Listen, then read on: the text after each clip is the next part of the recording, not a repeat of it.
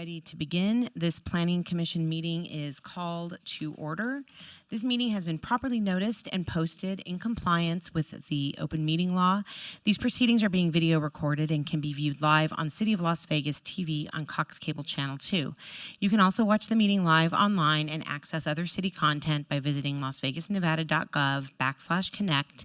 The proceedings will be rebroadcast on City of Las Vegas TV the Saturday after the meeting at 10 a.m., Monday at midnight, and the following Tuesday at 6 p.m. Please stand for the Pledge of Allegiance. I pledge allegiance to the flag of the United States of America and to the republic for which it stands, one nation, under God, indivisible, with liberty and justice for all. City Clerk, would you please call the roll? Chair Taylor. Present.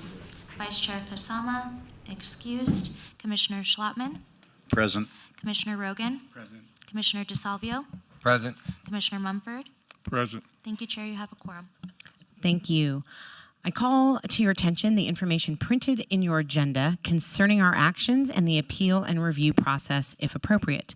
Please read this carefully, and if you have any questions, staff is available. Also, the second page of the agenda contains our rules of conduct. We appreciate your adhering to these rules so we can have a smooth meeting. Thank you.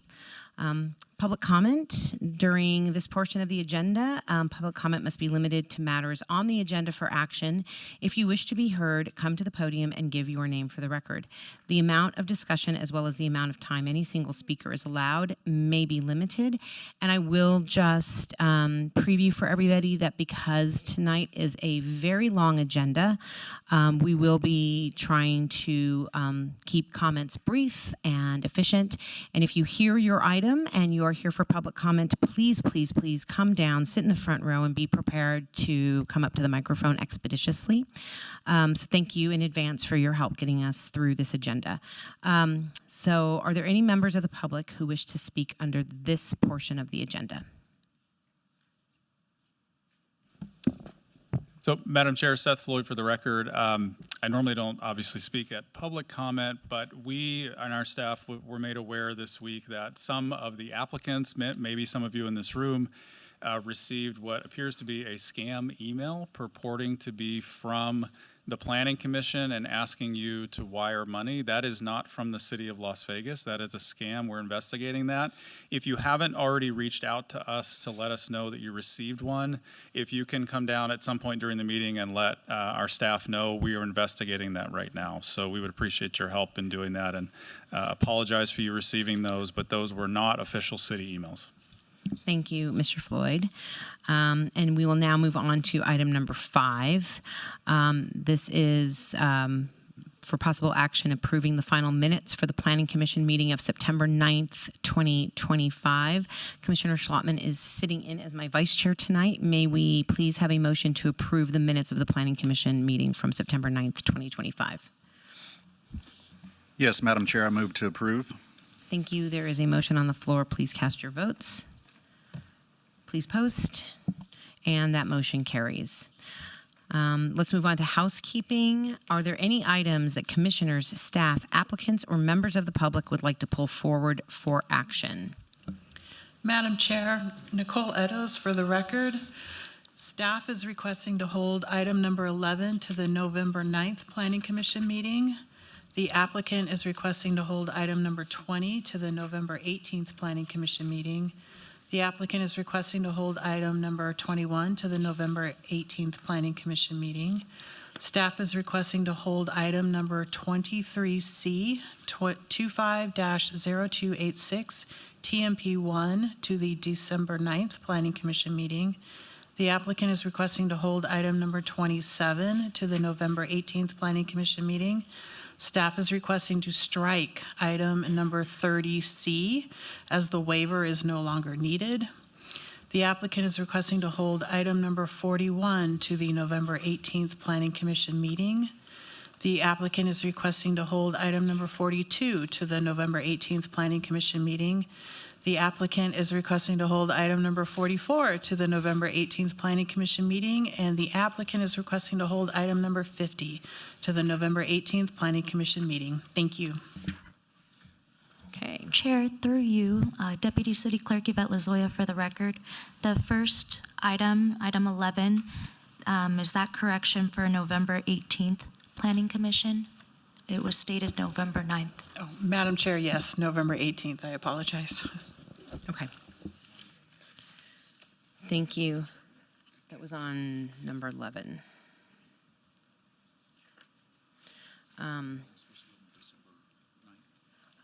I thought you said that was going to be November. Okay.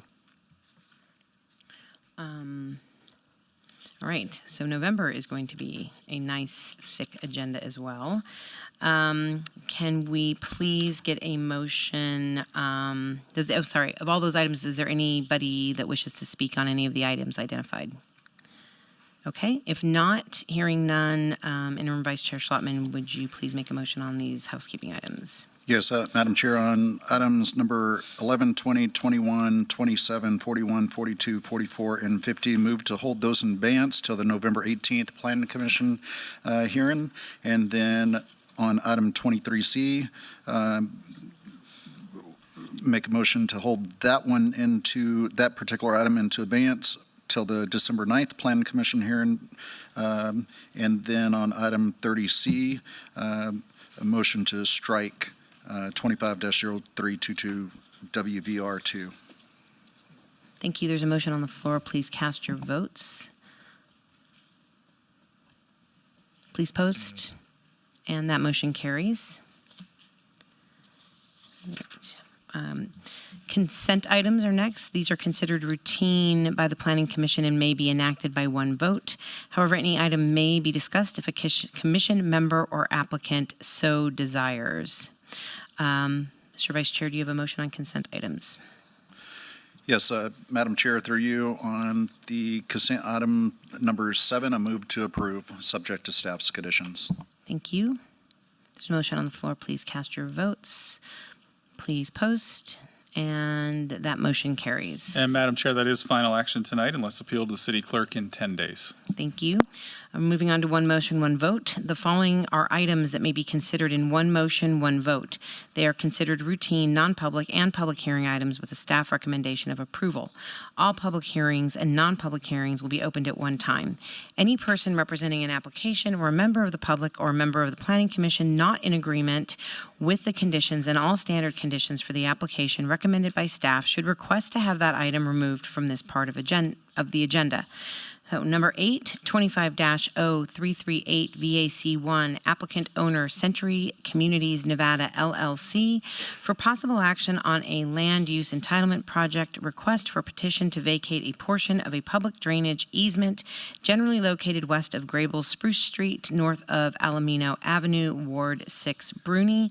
Number 9, 25-0339 VAC1, applicant owner Century Communities Nevada LLC for possible action on a land use entitlement project request for a petition to vacate a portion of a public drainage easement generally located west of Van Hoy Creek Street, south of Prindle Brook Avenue, Ward 6, Bruni.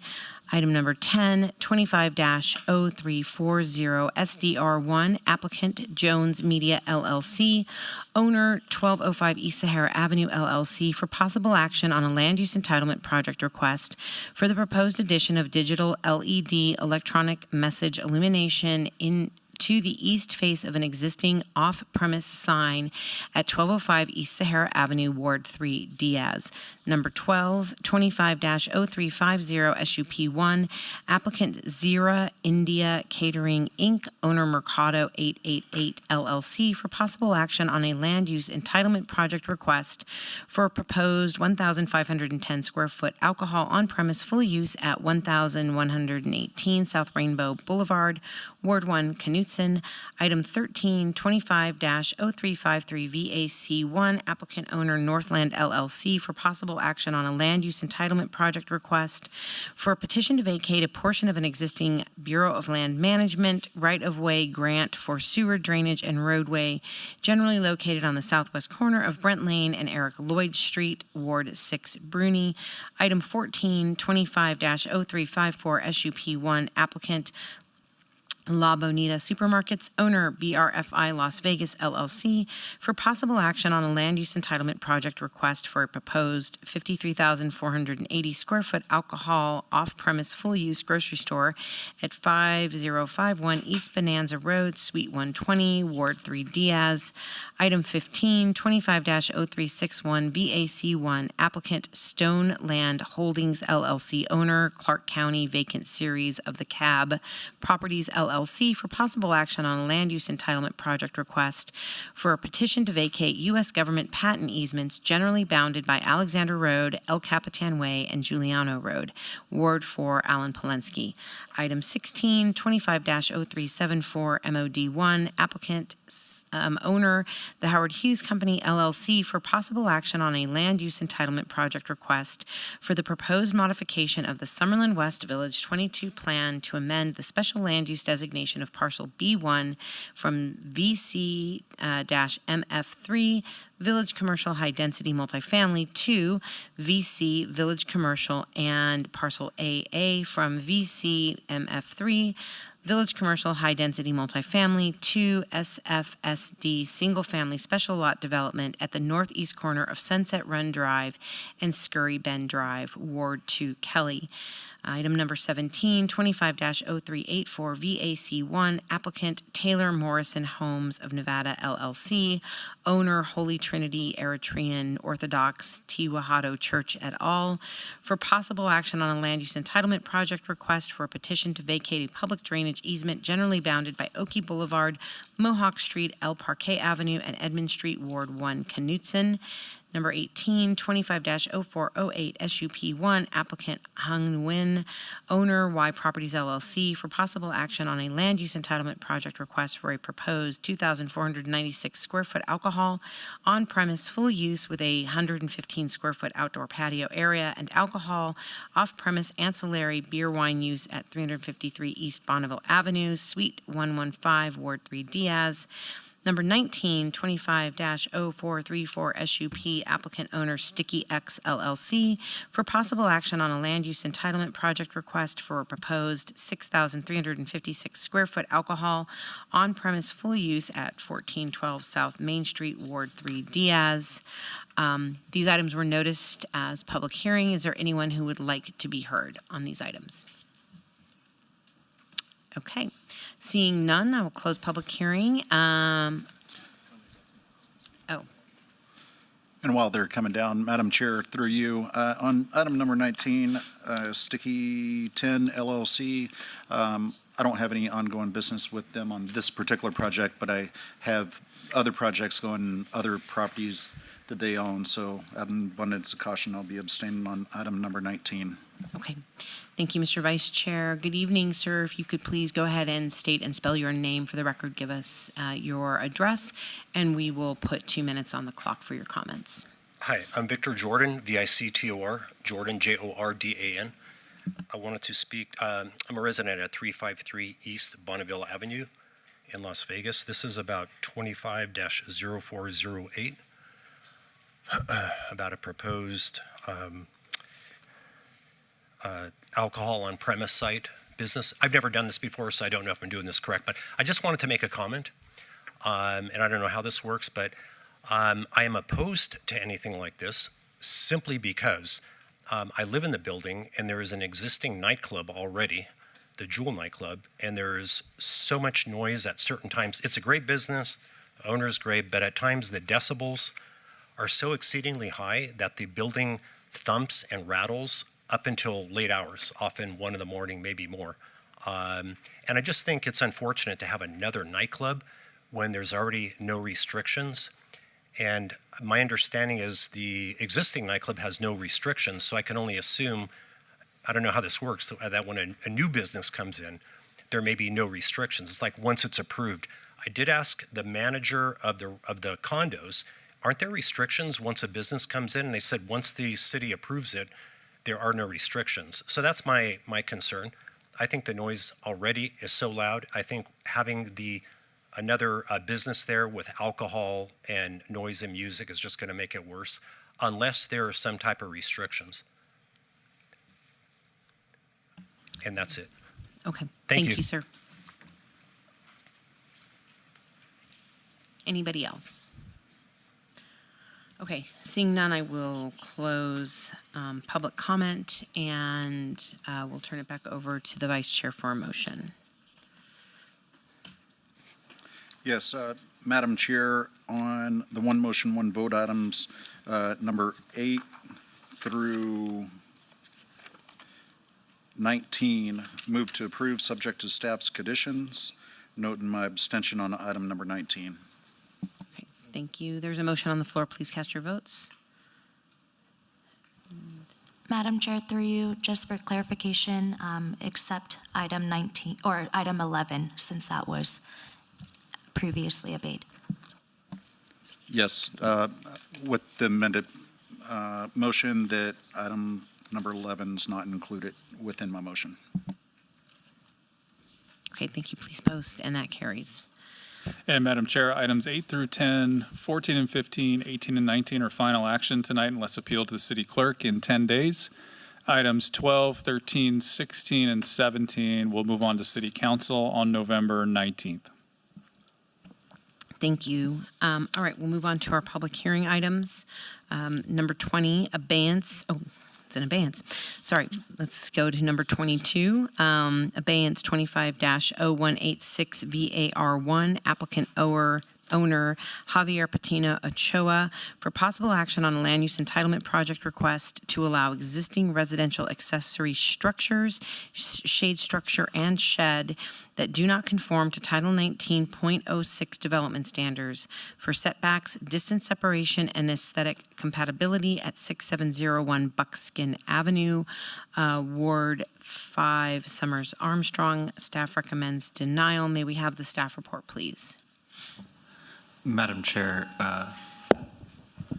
no evidence of a unique or extraordinary circumstances has been presented in that the applicant has created a self-imposed hardship by constructing residential accessory structures that do not conform to Title 19 development standards for setback, separation, and aesthetic compatibility. The structures were built without building permits and could be redesigned to comply with code requirements. Therefore, staff recommends denial of the requested variance, subject to conditions if approved. Please note that no letters of protest or support have been received since publication. Thank you. Okay, thank you. Is the applicant here, Mr. Ochoa? Okay. Why don't we go ahead and trail 22 for a minute, if that's okay, Commissioner Munford? Okay. All right. Excuse Move on. I'm sorry. Staff, I was just had a question for staff. Were they planning to withdraw this? You haven't heard anything? Okay. Okay. All right, so item 23, abeyance 25-0286, applicant City of Las Vegas, owner United States of America, for possible action on land use entitlement project requests on approximately on the north side of Moccasin Road, approximately 1,600 feet east of US Highway 95, Ward 6, Bruni. Staff recommends approval on the land use entitlement project. 23A, abeyance 25-0286 ZON1 from U, undeveloped TND traditional neighborhood development, general plan designation to TD traditional development. 23B, abeyance 25-0286 VAC1, petition to vacate portions of BLM right-of-way grant easements on the north side of Moccasin Road near the North Sky Canyon Park Drive alignment. 23D, abeyance 25-0286 DIR1 regarding the adoption of the Monument Hills Development Agreement between the City of Las Vegas and Monument Hills Partners, LLC. 23E, abeyance 25-0286 DIR2 regarding the adoption of the Monument Hills Parks Agreement between the City of Las Vegas and Monument Hills Partners, LLC. May we have the staff report, please? Thank you, Madam Chair. Fred Solis for the record. This project is accumulation over 8 years of planning, outreach, and negotiations. The project began to take shape with the adoption of the Upper Las Vegas Wash Vision Plan in 2017, followed by the City Council's selection of Olympia Companies as developer partner in 2019. Since then, considerable efforts have been put forth to engage our regional partners and stakeholders, including the Las Vegas Paiute Tribe, the National Park Service, the Protectors of Tule Springs, the Bureau of Land Management, Clark County School District, Las Vegas Metro Police Department, as well as the U.S. Air Force. At the core of the project are two components the City Council has affirmed as priority for the city. Those being the development of a community within the larger master plan community, specifically for military members and their families. And secondly, the establishment of an economic driver within the community that will bring highly skilled jobs to the area. The plan before you accomplishes these goals, as well as others outlined within the Las Vegas 2050 Master Plan. The proposed development emphasizes sensitivity to the surrounding natural environment, housing for local workforce, and promoting economic development. The subject site does not encroach into the Tule Springs Fossil Beds National Monument, and buffering will be provided adjacent to both the monument and tribal lands. The proposed rezoning to the TD Traditional Development Zoning District is in conformance with the underlying TND Traditional Neighborhood Development General Plan Land Use Designation. The associated development agreement and parks agreement are in conformance with the Nevada Revised Statutes 278.0201 and accomplish the goals and objectives of the Upper Las Vegas Wash Vision Plan and the Las Vegas 2050 Master Plan. Staff therefore recommends approval of the project. Thank you. Thank you very much. Good evening, sir. If you could please state and spell your names for the record, give us your addresses, and tell us about this project. Thank you. Good evening, Madam Chair, Commissioners. My name is Bob Gronauer, 1980 Festival Plaza Drive. With me to my left is Chris Armstrong, who is with the Olympia Companies. We are both here tonight representing item number 23 and all the accompanying items with them. Before I get into the presentation with respect to the applications, one of the things I think is important so you can appreciate how big this development agreement is for the future growth of the city of Las Vegas here is to see what has been happening over the last several years of development up in this area, what we call the northwest segment of Las Vegas. So I have on here an aerial that spreads out as far as a region up here in the northwest. And as I go through this, both Chris and myself are very proud as we go through this. A lot of these master plan communities are communities that we've negotiated on behalf of Olympia, and these are master plan communities that are either already existing with existing people who live, work, and play, or the future developments where people will live, work, and play up in this area. So as I'm going to go through, I'm going to go from the south side all the way to the north where this is the location of our property. Down in this area here, as you'll see, this is a Sheep Mountain Parkway that is proposed in some areas that are already constructed in this area. This is the US 95 located in this area here. When we first begin here in this red area, this is a master plan community that you approved within about a year ago. Chris and I were here representing the Olympia Companies. That's a master plan known as Sky Summit. So this is 505 acres. That will commence construction here fairly shortly, and we're excited to see this come out of the ground for residential development. On the other side of Sheep Mountain Parkway in this area is Sky Hills. That is a master plan community, once again, under the development of Olympia Companies. With respect to this development here, this is already under construction. There's already people living in this area. As you go further up along the Sheep Mountain Parkway, this once was all a part of Sky Canyon master plan community. Again, another development by Olympia Companies.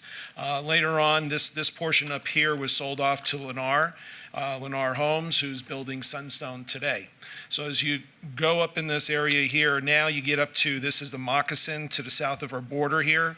This is the 940 acres that we're talking about tonight. In this area here is the Tule Springs Monument here. We are not in the Monument Park area. We're adjacent to the Monument Park area, which is to the east and to the north of us. This is the Paiute Reservation property, which is directly to the west of us. As you can see here, this is part of the golf course that's located there.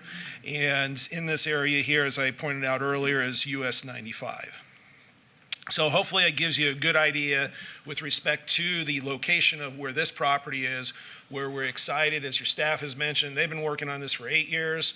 Chris and I have been working on this for about 6 years, since Olympia was selected to be the preferred developer with the joint venture with the city of Las Vegas. And over the last 6 years, we spent literally thousands of hours of working with your staff. Chris and his team have met with the representatives from the Paiute Reservation. We've been meeting with BLM representatives, the National Park Service, the Tule Springs representatives with respect to putting this development together, along with all of your city's departments. So if it's from police to fire to parks, planning, public works, city attorney's office, we've met with everybody and had many discussions to be where we are today. So we're excited to stand before you and explain some of the highlights of the development agreement that's before you. So now I want to focus in, as I said, in that red area, this is the 940 acres. I will not go through every page of the development agreement or the development standards and design guidelines, although we have, and I know we had Peter do that like about five to 10 times over the last 6 years. So we've done a lot of work in here. But there are some highlights that I want to mention here because I think it's important for you to know and the public to know of what a great master plan community this is going to be. First and foremost, the previous administration, when we were coming through for the request for qualifications to be chosen as a developer, the city was requiring in this master plan community to have a military housing concept, which is not only the first in the state of Nevada, but this concept is a first in the nation that's going to be used. So there's some excitement there. And if you're familiar with the issues with Nellis Air Force Base and Creech Air Force Base, they have issues with trying to find housing and have enough military housing. So this was a great idea by the city council several years ago to put this into this proposal as part of this economic development that you're going to see. Because as you know, as where this location is not too far north from Creech Air Force Base in Indian Springs there. So we will be building up to 290 units down in this area here that you can see in the pink area here. So this property here is designated for military housing. We will be constructing that. We'll be working with your city, with the city management team in finalizing the documents that need to be completed there. So I think that's the first thing and foremost I should point out with the development that's going to be coming before you. The second major part that I want to point out is the economic development parcel. The economic development parcel is located here in the purple area. This consists of approximately 36 acres of property. The goal here between the city and the master developer is to find that private company or government entity that is going to be able to come in here and help create a minimum of 1,000 jobs. Okay, that's our goal. We may be targeting the Fortune 500 companies, a Fortune 2000 company, whatever that's going to take, we are using this parcel for that economic development.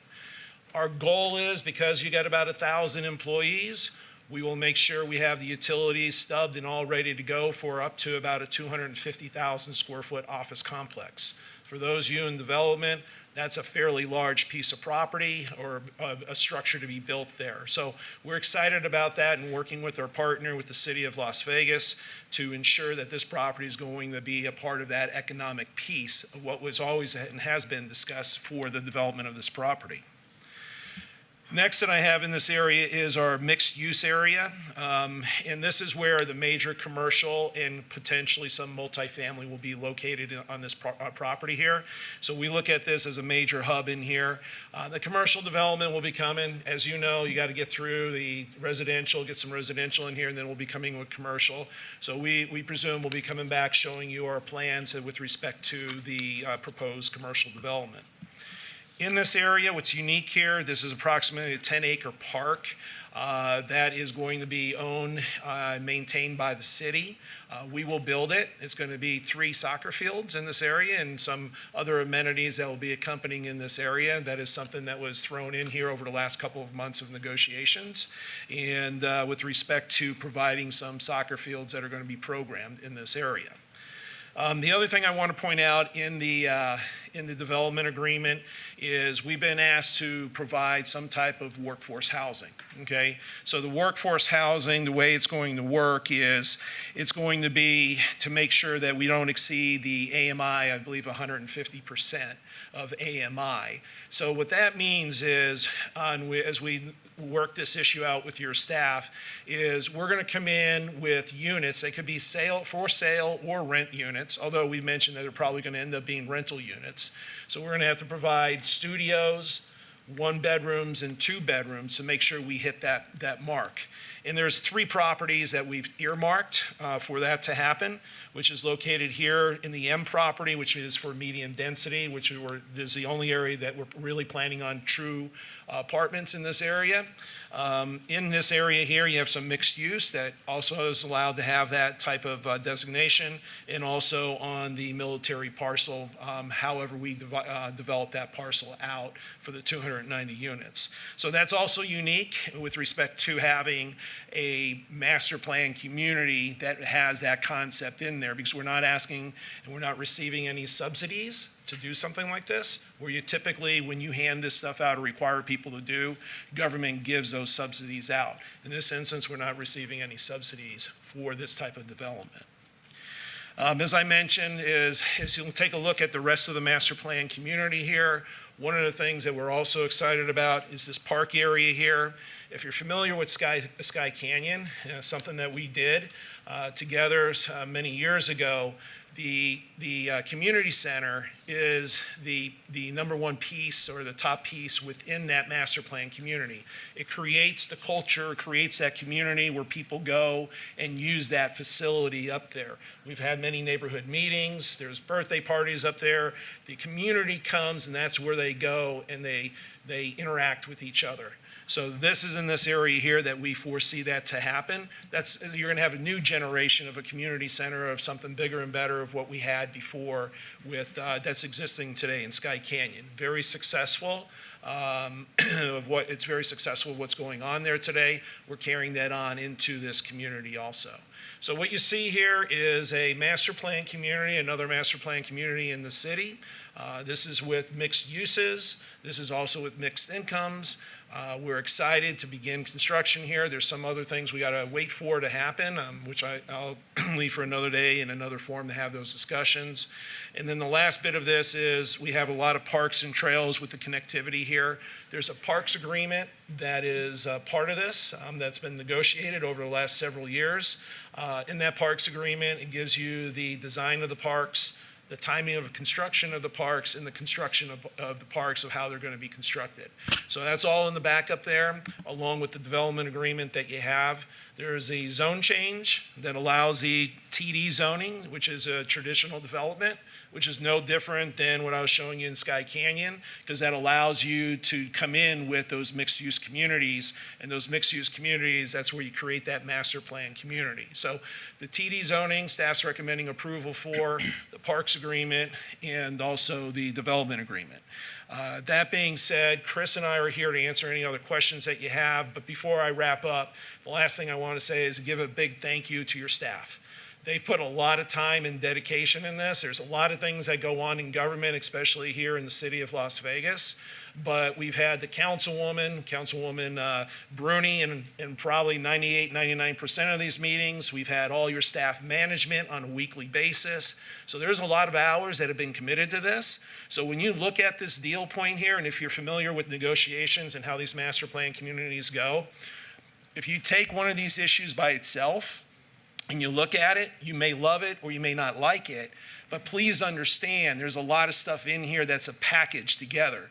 So just because there's something in here that you may think the city should need more, or for us, we say we need more, There's a lot of give and take in a development agreement like this. It's approximately a $3 billion development agreement that we negotiated here. That's a huge impact for the city of Las Vegas. So there's a lot of stuff in here. It's very complex. It's very technical. But I owe, and Chris, we owe your team a debt of gratitude because they put up with us for many times. We've been up on the 6th floor in the economic development room. We know from the security people all the way up to the staff that let us in every day or every week that we are showing up here. So again, there's so many names I want to say thank you to, but the guys and the gals that have been in that room, you know how much we appreciate you. It's not been easy. We've had a lot of highs and lows, but we said we're going to get this development agreement done, and we're standing here tonight with that development agreement done. So that's a tribute to your staff in making sure we get something done for an economic development such as this. Okay, thank you, Mr. Gronauer. This item was noticed for public hearing. Are there any members of the public wishing to make comment on this item? Okay, seeing none, I will turn it back to the commission, and I will start with me since it is my ward. I thank you, Mr. Gronauer, for acknowledging the staff because I don't know specifically how much time they put into this, but I know how much time they put into everything. And as dense and detailed as this is, I know they've put a ton of time in. They've given me a lot of time on a lot of the questions I had because as an advisory body, I was not necessarily included in any of the discussions, but I really appreciate the time that you and Chris have given me to walk through it as it was in process and walk through some of the issues and concerns. And I'm very excited to see this project go in. I'm really excited about the military housing. I think that's a fantastic piece and so needed for the folks that serve at Creech. I'm really excited about some of the things you didn't get into in the details about how you're going to be treating Tule Springs. I mean, I really appreciate Chris spending time with the folks that run Protectors of Tule Springs because the amount of work they put in to just get that monument designation, you know, I was part of some of their early efforts, and so I know the work and the love and the passion for this monument and for this project. So really thank you guys for being thoughtful and inclusive of protecting those areas and making sure that it really enhances this master plan community. So I'm also really excited about some of the different elevations that you've put in here to see things really get modernized. Some of the designations and the diversification of those non-residential, residential mixed use characters where you have things designated like prairie, desert contemporary craftsman. So we're not just looking at the same type of architecture we've seen in this valley for so long. And I think it's just going to be fantastic to see that as it gets developed.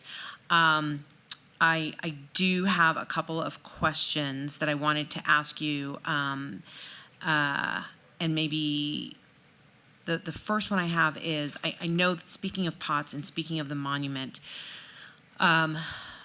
you have been very mindful in terms of the development of this to have, and I also just want to say, like, I think of this as a sweater, right? Like you've been knitting this sweater for years and years, and you pull on one piece of thread, and then like the whole sleeve's going to unravel. So I understand that very much. But in the landscaping, you've got these zones, and you have sort of the streetscape, the parks,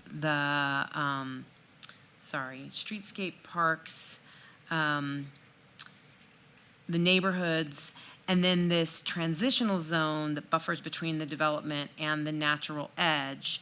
And my understanding from speaking with staff is that the point of the transitional zone is to kind of, again, protect the monument from any propagation of invasive species of plants, because you're now putting all kinds of landscaping right on top of this monument. And you've got quite a few trees in here that you have designated as not, or that have been designated as not permitted for both the natural edge and the transitional edge. And I know that one of the trees we've spoken at length about is pine trees. And I appreciate all the discussion that we've been able to have on that. But I'm a little concerned that as this is a non-native plant, that this is going to be permitted in that transitional zone. There's still, and so I'm wondering if that might be something that you would be comfortable with one recommended change to just remove that, the permission of Mondale Pines from the transitional zone. Yeah, maybe I can just pull out. Do you know exactly where that is in the development criteria? I think. Sure. Like I know I can pull that up and just make sure that, what you're saying, I think we can agree to, but I just want to confirm, exactly where that is, and I can, It's table 8.4. So if you look at the packet that was printed, it's page 190, and you'll see at the bottom, it's like a set of charts, and it breaks it down by tree species and then subsequently by plant species, and has, again, permitted or not permitted in neighborhood, park, transitional natural edge, and streetscape. And I believe that transition zone, it's like so we've got our buffer along the edge, right, where you've got the sort of native species planting, and then there's a transition zone, I believe, only along the eastern edge, where it's like 140 feet or 150 feet, something like that. Correct. So your request is within that area that there be no pine trees. Correct. Yep, we can accommodate that for sure. Okay. And then thank you very much for agreeing with that recommendation. I appreciate that. And then the other question I had, and again, I really appreciate you bringing this concept forward. So we've had this discussion in Ward 6 about the size of trees, because we really want to have not just trees, but like quality trees. And that's part of the 2050 master plan, making sure that we have a good urban canopy, urban forestry with a good canopy for a number of benefits. And so we've kind of been going round and round with this 24-inch, 36-inch, and we started to talk about caliper size, and we had already started talking about it before you brought in the container-grown tree guide from the Arizona Nursery Association, and we talked about that. And what I found when I was going through the development agreement was a lot of references to 24-inch trees, and I'm guessing, and most of that is, the 36-inch trees would be those impactful visual sort of entryways, and so you've got this breakdown between 24-inch and 36-inch. And I understand, while my preference would always be to have trees that have an appropriate caliper size for a 36-inch box, I understand this is a lot of trees going in, and I understand that switching to that larger tree size is going to be incredibly expensive. So I reserve my right to continue to push for larger trees, but I understand in this development agreement. So my concern and my question was, when you look at this guideline, and you've got this caliper designation. So for example, if you look on your very last page, you've got pistache lentiscus, and it talks about container size being 15, 24, or 36.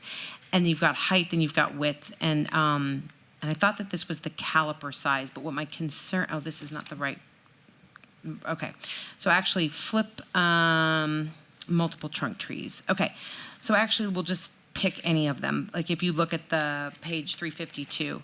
So if you look at the last, the second to last, the Vidia peruvenia, when you look at the 15, 24, and 36 container size, when you move over to the calipers, if you look at 0.5 to 1.0, that's what they have sort of categorized for 15-inch container sizes. And then the low end of the 24-inch box is essentially a large 15-inch box. Does that make sense? And it wildly varies between how different it is, right? But most of the time what you're seeing are these 24-inch box designations for caliper. If you're on the low end of that, you're essentially planting a large 15-inch box tree. Do you see what I'm saying? So I'm looking at page 352, and is it the second category down, or just so I want to make sure we're looking at the same spot? Sure, so see right here, Chris. So you see you've got your calipers on the far. Yep. Okay, and then you've got 3 rows of different size boxes. So as you look at the 15-inch box, you have a range of low to high, smaller to larger calipers, and then the same thing with the 24-inch box and the 36-inch box. Yep. And so my concern is, and my question is about this idea that if you're on the smaller size of smaller side of one of those 24-inch box designations, you're essentially putting in a 15-inch box. It's not always the case, but for a lot of the ones I looked at, it is. And so was there a contemplation, or is there somewhere we can build in, and maybe this is something that can be discussed between now and City Council, language that would designate the larger end of the 24-inch box to make sure that because I know you hand pick your trees. Yeah. You cultivate them, you grow them, you hand pick them. Is there a way to just put some language in that would designate these larger size calipers in the 24-inch box designation to make sure that we're really truly getting 24-inch box and not kind of like bigger versions of a 15-inch box? Yeah, so first of all, I think what you're saying, landscaping is a very important part of what we do in our communities. We developed Southern Highlands in the southern part of the valley, went through, Southern Highlands. I think we've got, 27,000 trees through our initial development on our core streets. And if you go through there today, and we've learned a lot, right? I think that's one thing that's important for us over the course of the last 25 years is we've got some lessons learned that we like to repeat and some lessons learned that we'll never repeat again. So it's been a learning process over the last 25 years. And I think we've really gotten to a point on our tree selection process as we've sort of really fine-tune that to make sure that the tree species that we're selecting, we're very comfortable that they're going to be hardy in the long term. They're something that's going to be sustainable in the long term. The last thing that we want to do is establish, a tree palette that's not going to be successful. In all of our communities, I think that sort of differentiates us a little bit from other master plan community developers is that generally we stick around in the community as well, whether or not we own the commercial assets. So, for example, in Southern Highlands, we own the shopping centers.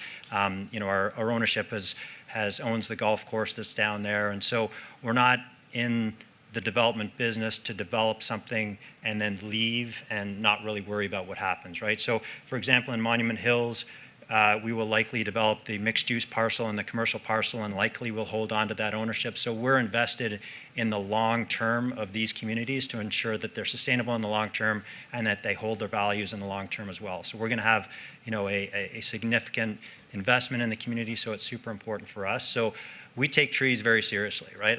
Like you were saying, we've sat down and talked through, and we'll either do a grow program where we'll contract grow, and all of those trees will go down and hand select, and then when they come to us, we'll examine them, we'll inspect them as they come off the trucks, and if they don't pass our muster, then they're going back, right? We're not going to accept them. A couple of other things that we do that I think is unique is that we have fertigation systems. So basically fertilizer systems that go within the landscaping structure. So you've got tanks that are periodic through the irrigation system, and we add fertilizer throughout the year, various times when it's appropriate to do so, so that our trees they grow faster. So, you talk about the caliper size, and you're right, we choose, like we will do in some areas, we'll do 36 at the monuments, we'll do 46s at the monuments, because you need that POW and that, that welcome to the project. So those are, we will do that for sure. And then throughout the rest of the community, you make a good point. I think, transitioning from doing 24-inch box to 36-inch containers throughout the community. We did a quick examination on a couple of the, the core infrastructure streets, and it ends up it'll be millions of dollars of an impact. So it's something that, and then unfortunately those dollars would get passed along to the homeowner, right? So we're trying to, it's a balance between providing an amazing tree canopy and selection and sort of, a community that people like to call home, and then balancing with that also, this project, I know Bob didn't mention it earlier on, but we've got, or maybe you did at the beginning, but we've got 6,000 homes that are contemplated here. The development is going to be for 6,000 homes. That's 15,000 people, right? The valley right now is starving for housing. Housing is not very affordable, and so we do have that affordable housing component. But for us, it's really important, I think, to balance on providing an excellent community, which we feel we've done in the past, and providing amenities, right, but also, making it affordable for people. So getting back, a lot of words just said to kind of, but I think we need to focus on all that stuff to say, yes, we're committed to making sure that the landscaping that we put in meets or exceeds what those minimums are. So I think between now and council, if we can come up with some language that we can all agree to, right, that's appropriate, trees are important. Okay, So, thank you. Yeah. And so, Mr. Solis, are there any sections in this development agreement that would be appropriate to have a better description of that caliper sizing to ensure that the quality of landscaping that Chris has talked about so often is sort of codified in the development agreement? Yes, Madam Chair. So there is a section that actually refers back to this tree list that we're looking at. So within that section, I don't know it off the top of my head, but within that section, we can go ahead and work with the developer to add some language to accomplish that goal. Okay, great. And I think Fred knows those DS and DG better than I do by far, so we'll work together to figure something out. Okay. All right, thank you for that accommodation as Thank well. you. I appreciate that. And again, thank you for all your time. I don't have any questions right now. I'll pass it to the rest of my commissioners. Yep, go ahead, Commissioner Salvio. Thank you, Madam Chair. I just want to say thank you for following through. Chris, it's good to see you. It's been a minute. I spent 5 years of the, I think, 7 or 8 that you guys have been dealing with it. This has been a vision from the previous councilwoman with the military housing we don't have out there. We don't have the ability to have people work and live in the same location in Ward 6. I mean, I've been out there since just Bob Keller Steakhouse and Floydland Park.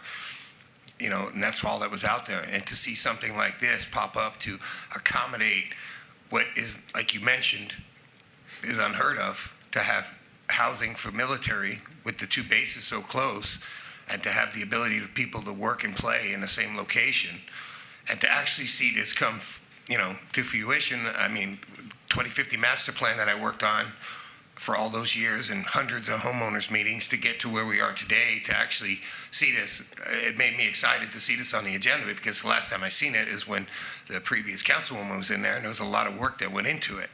So to see this today, to come out to damn near exactly what we envisioned in all the work and all the neighborhood meetings, and to see it now is tremendous. So I applaud you for moving it forward, and 100% in support, because this is exactly what's needed out there, because we just flat don't have it.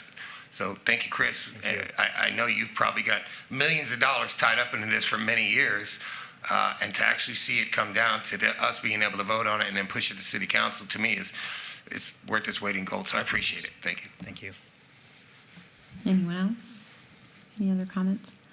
I guess just to build off something that Commissioner Salvio said in terms of the investment, can you just speak really quickly, Mr. Gronauer, to some of the timelines? Like, when would you expect to see this? Because, just side note, my nephew was at Creech, and you know, I live in Centennial Hills. He had to drive 35, 45 minutes every day to get to work, and so yeah, this is going to be fantastic. Yeah, it's going to be a part of our first phase of development, and I wish I could tell you when that first phase is actually going to happen, because as I mentioned in my presentation, there's another side issue that we're dealing with right now. So as sooner that we can get that done, we're getting much closer and working with your staff to get this stuff, get shovel in the ground, but it will be in our first phase. Okay, great, thanks. Okay, with that then, I'm prepared to make a motion on this item. So for item number, sorry, as I'm taking notes. For item 25-0286, and its subparts except for C, I would make a motion to approve. Yeah, item 23. What did I say? 25-0286, items 23A, 23B, 23D, and 23E.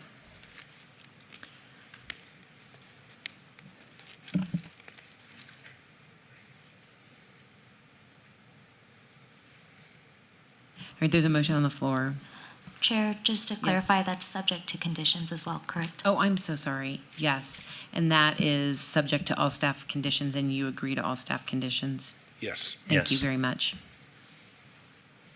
All right, please post.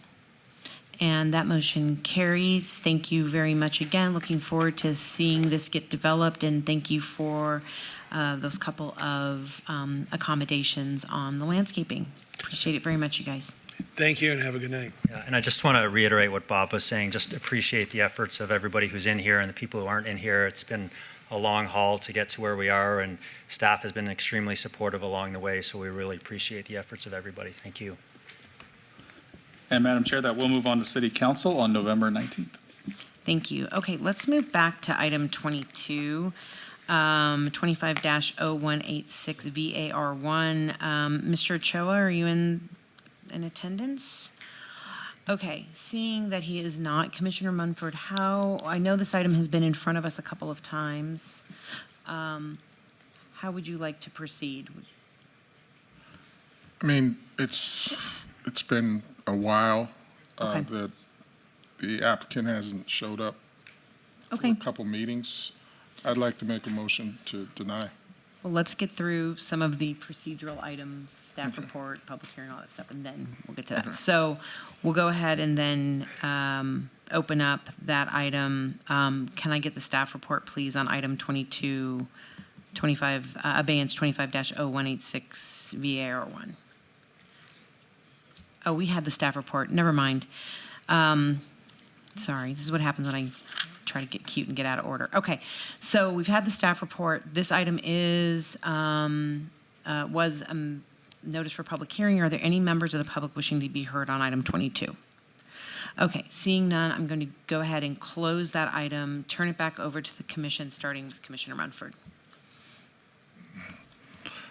Through you, Madam Chair, I'd like to make a motion to deny. Okay, please do so. And there's a motion on the floor. A motion in favor is to deny. Please cast your votes. Please post. And the motion to deny item 22 carries. And Madam Chair, that item is final action tonight unless appealed to the city clerk in 10 days. Thank you. Item 24, abeyance 25-0291, applicant New Life Solutions LLC, owner K&K Property Management LLC, for possible action on the following land use entitlement project requests at 1502 South Las Vegas Boulevard, Ward 3. Diaz, staff recommends denial on the land use entitlement project. 24A, abeyance 25-0291 SUP1 for a proposed single-room occupancy residency use. 24B, abeyance 25-0291 SUP2 for a proposed facility to provide testing, treatment, or counseling for drug or alcohol abuse use. May we have the staff report, please? Yes, Madam Chair, this is Christian Gates, Community Development for the record. The proposed single-room occupancy residence and facility to provide testing, treatment, or counseling for drug or alcohol abuse uses are not compatible with the surrounding development and is located in an area targeted for high-density, transit-oriented development. Therefore, staff recommends denial of both special use permits. If approved, both special use permits will be subject to conditions. Thank you. Thank you very much. This item has been noticed for public hearing. Are there any members of the public wishing to be heard on this item? Oh, sorry. Thank you for the staff report. Gentlemen, please, if you could give us your name, spell it for the record, your address, and tell us about your project. Madam Chair and members of the commission, my name is Jim DiFiore, spelled D-I-F-I-O-R-E, of DiFiore Consulting and Business Services at 8550 West Charleston Boulevard. With me tonight is Jacob Canto, who is the owner-operator of New Life Solutions.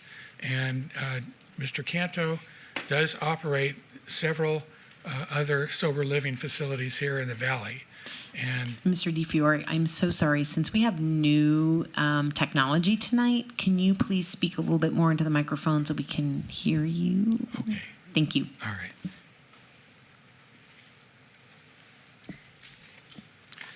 So with me tonight is Mr. Canto, and he is the owner-operator of New Life Solutions. He has several facilities, sober living facilities in the county, and he has a vast amount of experience in operating these sober living facilities. Mr. Canto is going to give you a presentation as to why he's there and what he would like to do, and go over his experience in this type of operation. Good afternoon and evening, Madam Chairman and Commissioners. My name is Jacob Canto, Canto, C-A-N-T-O for the record.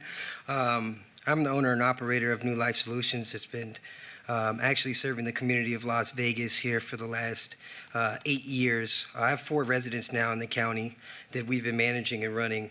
I just want to make the record clear that, I'm not just starting this here in a bad area. I picked this area for a reason. The reason being, one, because it's a bad area, and I feel that, I can do some good substance and bring some good things to this area, being that, I do got a good track record in as far as completion and people actually returning, with thank you letters and things of that nature as far as what I've done to help them in their life. We've helped over 800 clients throughout the 8 years that we've had this facilities going.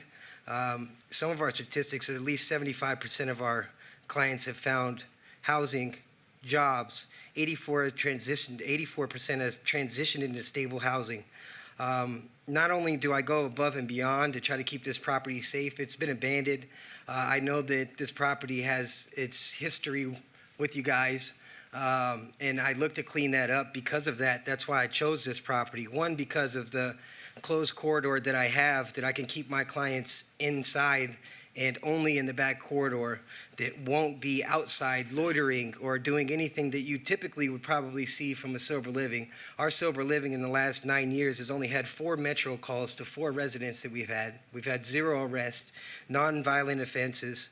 So we have a great management staff. Our management has been with us since the beginning that we started this, and I want to just give you a little history of why I started this. It wasn't a money grab or anything like that. I have multiple businesses that make good money in the city. This is the one business that doesn't really do too good as far as financially. It's really where my heart's at, because I got into this business because my mother was addicted to alcoholism. And so I put my mother in one of these houses. It was called Life Recovery at the time. And during that time, in 30 years, I've never seen my mom off alcohol. But I was able to get her clean by putting her into one of these houses. So during that time, she, had mentioned to me that they were kind of going under and going bankrupt, so I thought it would be a good investment for me, since it was doing so good for her, that, she could actually help people and staying clean and be a management to the facility. So what I did is I took my mom and I made her a manager of the facilities, and that worked for about 2.5 years. After about 2.5 years, I ended up losing my mom to alcoholism and the battle of her disease. And that was hard on me. I really wanted to give up on this program. And but the fight in her still lives in me. And so I kept going with it. And I hoped that maybe I couldn't help my mom, but I hoped to maybe help someone else's mother. So I just wanted to say sorry, a little choked up. But I just wanted to say how we do fit into the 2045 master plan and vision that we do have.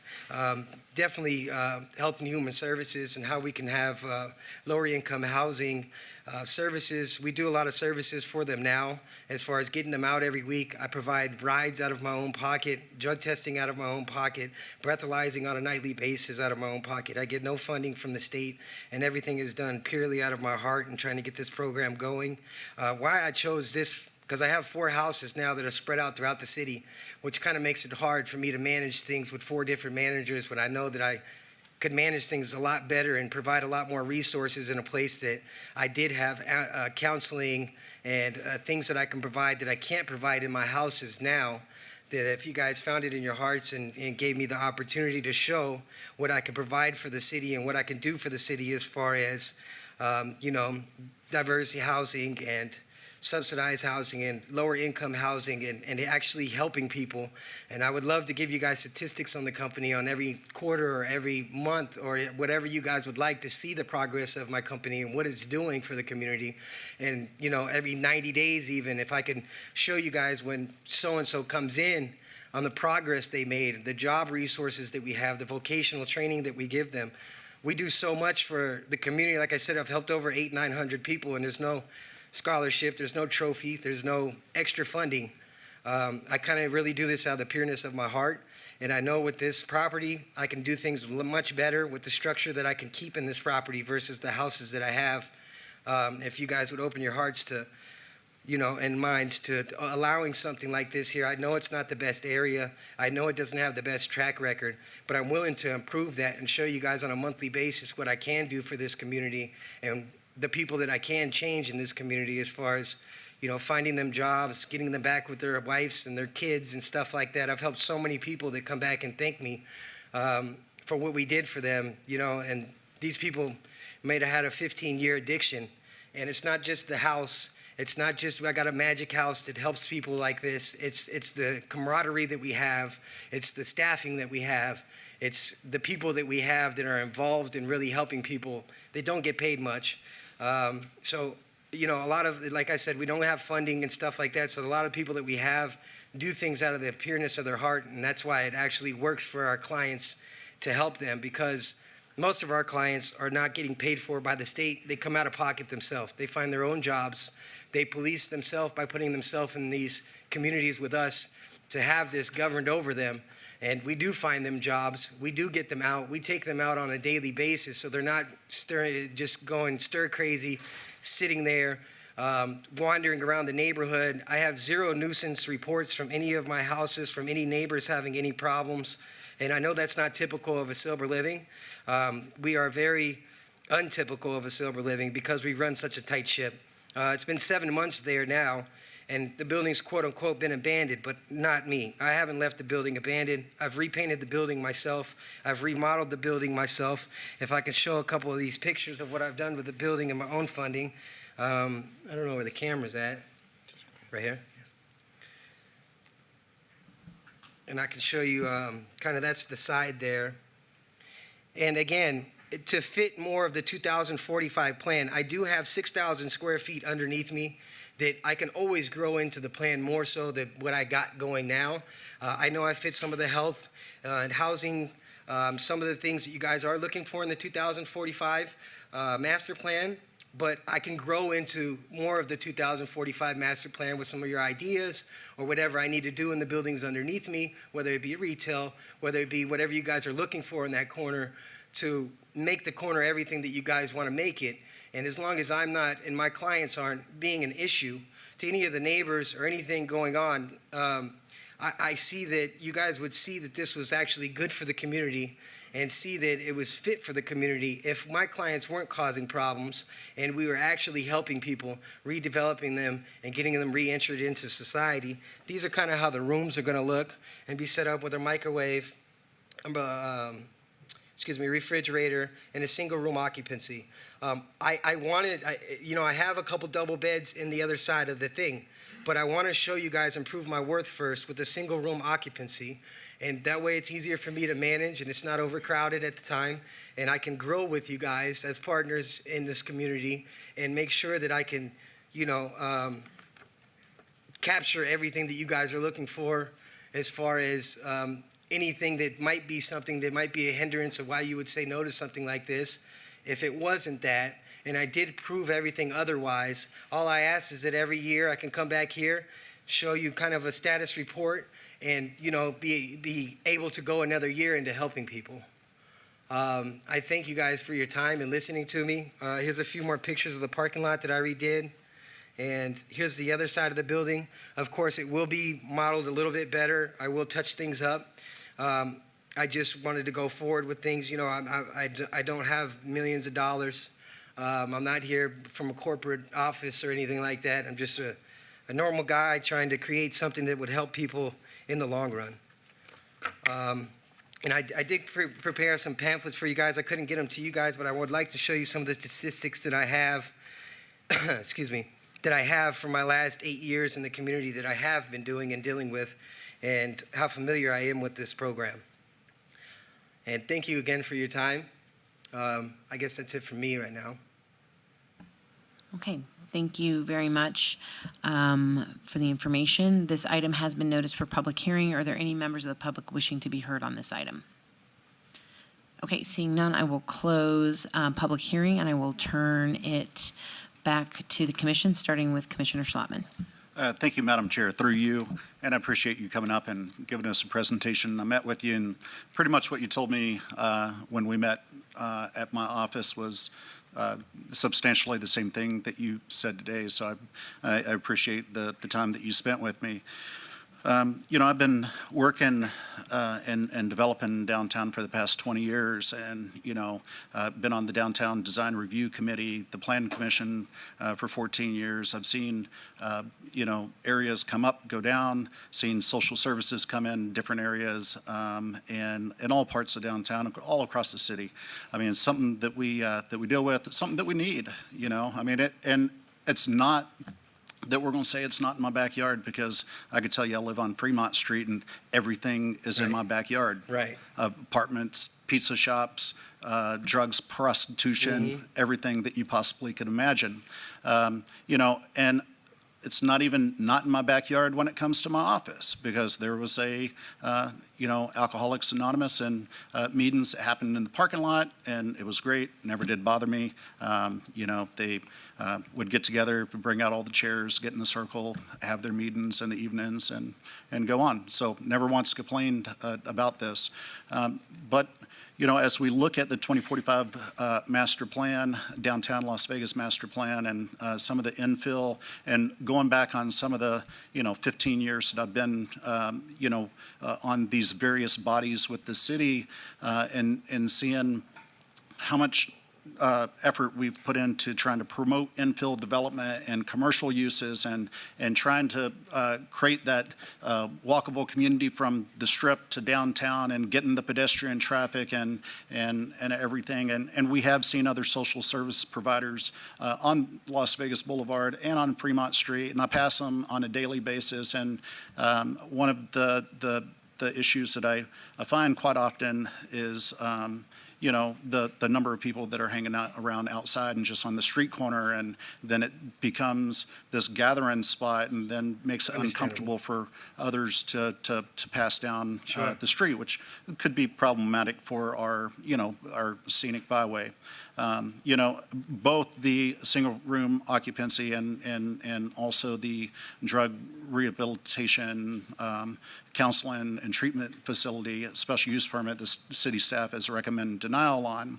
And I thought about this, and, and I don't want to, we're looking at, more bars and restaurants and multifamily and commercial. And I looked at it from, two different standpoints. I looked at it from the single room occupancy that was already there. We know that there was some issues with that in the past. A business license was revoked. Absolutely. That's nothing that we look at as a planning commission. That's strictly up to city council. And so I'm not going to judge it based on the merits of that, because I can't judge it based on the merits of that. I can say that it was a single room occupancy in the past. It was a problem. What's that? It was a problem. It was a problem, but, I could probably get behind the single room occupancy again, because it's there, it's existing. I got to say that it's not my favorite building, not my favorite looking building, but What's your favorite color? Blue, but don't paint it blue. I can paint the top blue for you. No, sir. But so I could get behind the single room occupancy just because I feel that it's compatible with what's there, and I'm not going to tell you that you couldn't operate that. But I'm concerned with the bringing in other uses that don't exist, that haven't existed there, that don't meet the goals of our 2045. Let me continue to say, there are certain areas like the medical district or the corridor of hope, and other areas where the 2045 downtown Las Vegas master plan would say that this would be acceptable. And it's not just those areas in town that it would be acceptable. I'm just saying in downtown. Because in other parts of town, this could go, in Ward 4 or Ward 6, or it could go in many of residential neighborhoods, and where it does exist in certain residential areas. So, but it's just with the goals and objectives and everything that the city has set forth for so many years, I don't know if it's an appropriate area. But I'll let you make a quick comment if the chair would allow. No problem. Please go ahead. I just wanted to be assured that 85% of our clients all get a ride somewhere else and go to their meeting somewhere else. It's not that we would just be holding a full course meeting center there and counseling center there. For the few people that maybe can't get out and can't walk or something like that, I would bring a therapist in or do a Zoom call therapy or something like that. But like I said, 80-90% of the clients are all going to work every day, going to meetings every day, being chauffeured there. Thank you. Thank you. And Madam Chair, through you, just one more second. And I will say that what we are is a land use committee. We're not a business licensing committee. So if I was to approve this tonight, or if we were to approve this tonight, we're not taking a bet on you. Yeah. You can get hit by a truck tomorrow. Sure. And then whoever else comes in could come in, which might not operate to the same standards as you. So I can't really look at it from the way that you're going to be operating it, but as far as the goals of our 2045 master plan. But let me see if anybody else has any comments.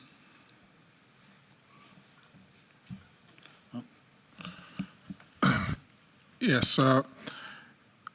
Do you work? I know I knew Judge Kern. He had a court called Yo Court where he worked with young adults. Do you work with any of the judges like that and programs like that? Yeah, we have a partnership with North Las Vegas Municipal Courts. We have a partnership with Mojave. We have a partnership with Metro as far as house arrest and probation. We don't accept a lot of people that are ex-felons with a violent use or anything like that. So we are screening. We do background checks on who we do take in. And yeah, we have a partnership with a lot of people that find us very credible for them to give us clients without being on a SAPTA list with them. Most people don't get in there with these court systems or anything like that without being on the SAPTA list. But because I'm a proven product, these people do work with us, and we have about 15 clients from the courts now. Yeah, and I know that with Judge Kern, he was very strict with the people that he brought into Yo Court. Yep. And if the agreements he made with the people that went through his court is you don't pass a drug test, you don't follow by the guidelines of the court, you're back in facing those charges. We actually do breathalyzers on a nightly basis, and we drug test 2 to 4 times a week, depending on what your DOC is, that's drug of choice, or what your caliber of alcoholism is, or something like that. But when we take you in, and that's all out of pocket costs out of us. But I'm saying we drug test that client at least 3 times a week, and we do a nightly breathalyzer. Our schedule is 9 o'clock, and our facility is locked down at 9 o'clock, so nobody's coming or going. We do have a few clients that maybe work till 10 or 11. As long as they have their schedule checked, we let them in at 10 or 11. But 9 o'clock at night, 95% of our clients will be in and in that facility, not wandering, not loitering. They're not allowed to leave the facility after they come in and check in at 9 o'clock is our curfew. Thank you. I just, I knew Judge Kern, and he a lot of people that went through his program had success. Great program. I worked with a young man who had drug issues, and he ended up being a construction foreman. Oh yeah, So I know and those that's the stuff programs work. that really keeps me driven in this is hearing those stories. I mean, and what it can do to save people's lives and what they've done to get their lives back on track. Thank you, Commissioner Munford. Anybody else? Commissioner Rogan? Thank you, Chair. I can't support this tonight, and it's no objection to what your program is and the efforts that you put in, and there's obviously, you have passion behind it. It's simply because of where this is located. You're right on the scenic byway of Las Vegas Boulevard and the intersection of 4th Street in Utah and the Gateway District, in an area that we're really trying to revitalize, and I'm not quite sure that the use is harmonious and compatible with what the intent of that district is, which is to increase transit-oriented development, such as greater intense or more opportunities for housing, in addition to retail, restaurants, and things of that nature. And I just don't think that this type of use is compatible with the intended area that we're trying to build. I think that I think that if you read the staff report, it seems to indicate that this type of use can never go in the Gateway District. I don't agree with that. I think these types of uses can go everywhere. It's just this particular spot at that particular corner. If you found a different location within the Gateway District or within downtown, like Commissioner Schlottman was talking about, I'd be more than happy to consider it. It's just this one spot where you were at that I have an issue with.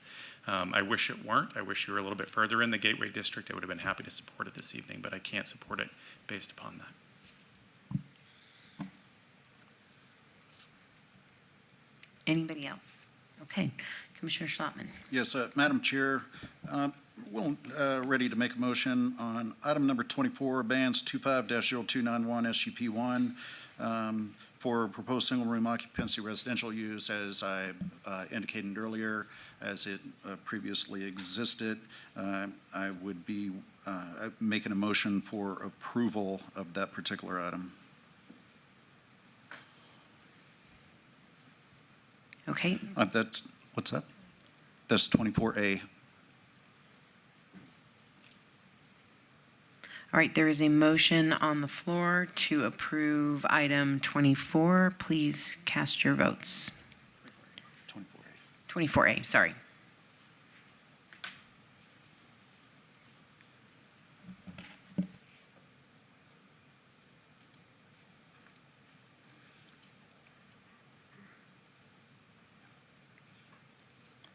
Okay, please post, and the motion on 24A carries.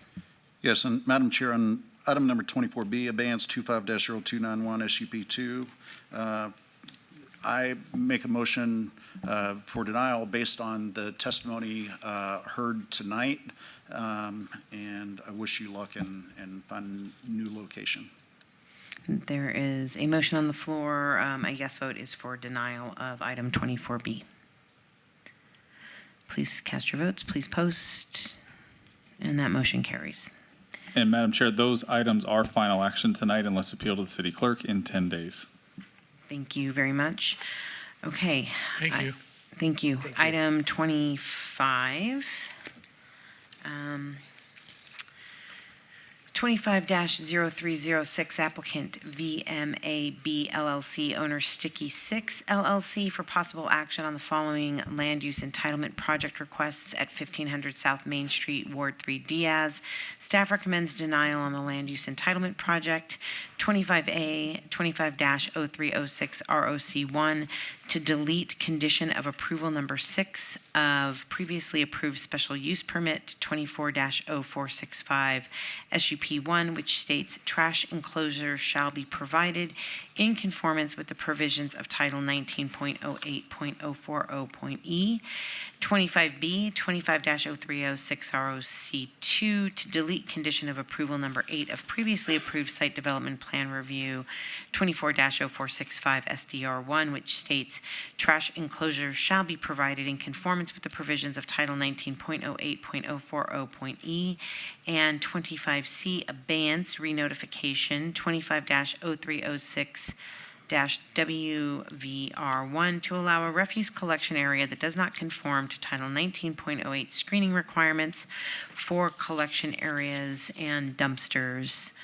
May we have the staff report, please? Madam Chair, I'm going to abstain on this matter as I have, as I'm under contract on this particular project. Okay, thank you, Commissioner Schlottman. May we have the staff report? Madam Chair, Josh Nolan for the record. The proposed refuse collection area does not conform to Title 1908 screening requirements, lacks a roof, trellis, and decorative block wall. The proposed trash enclosure is inconsistent with the Title 19 commercial development standards, and therefore staff recommends denial of all 3 entitlements, subject to conditions if approved. Please note that no letters of protest or support have been received since publication. Thank you.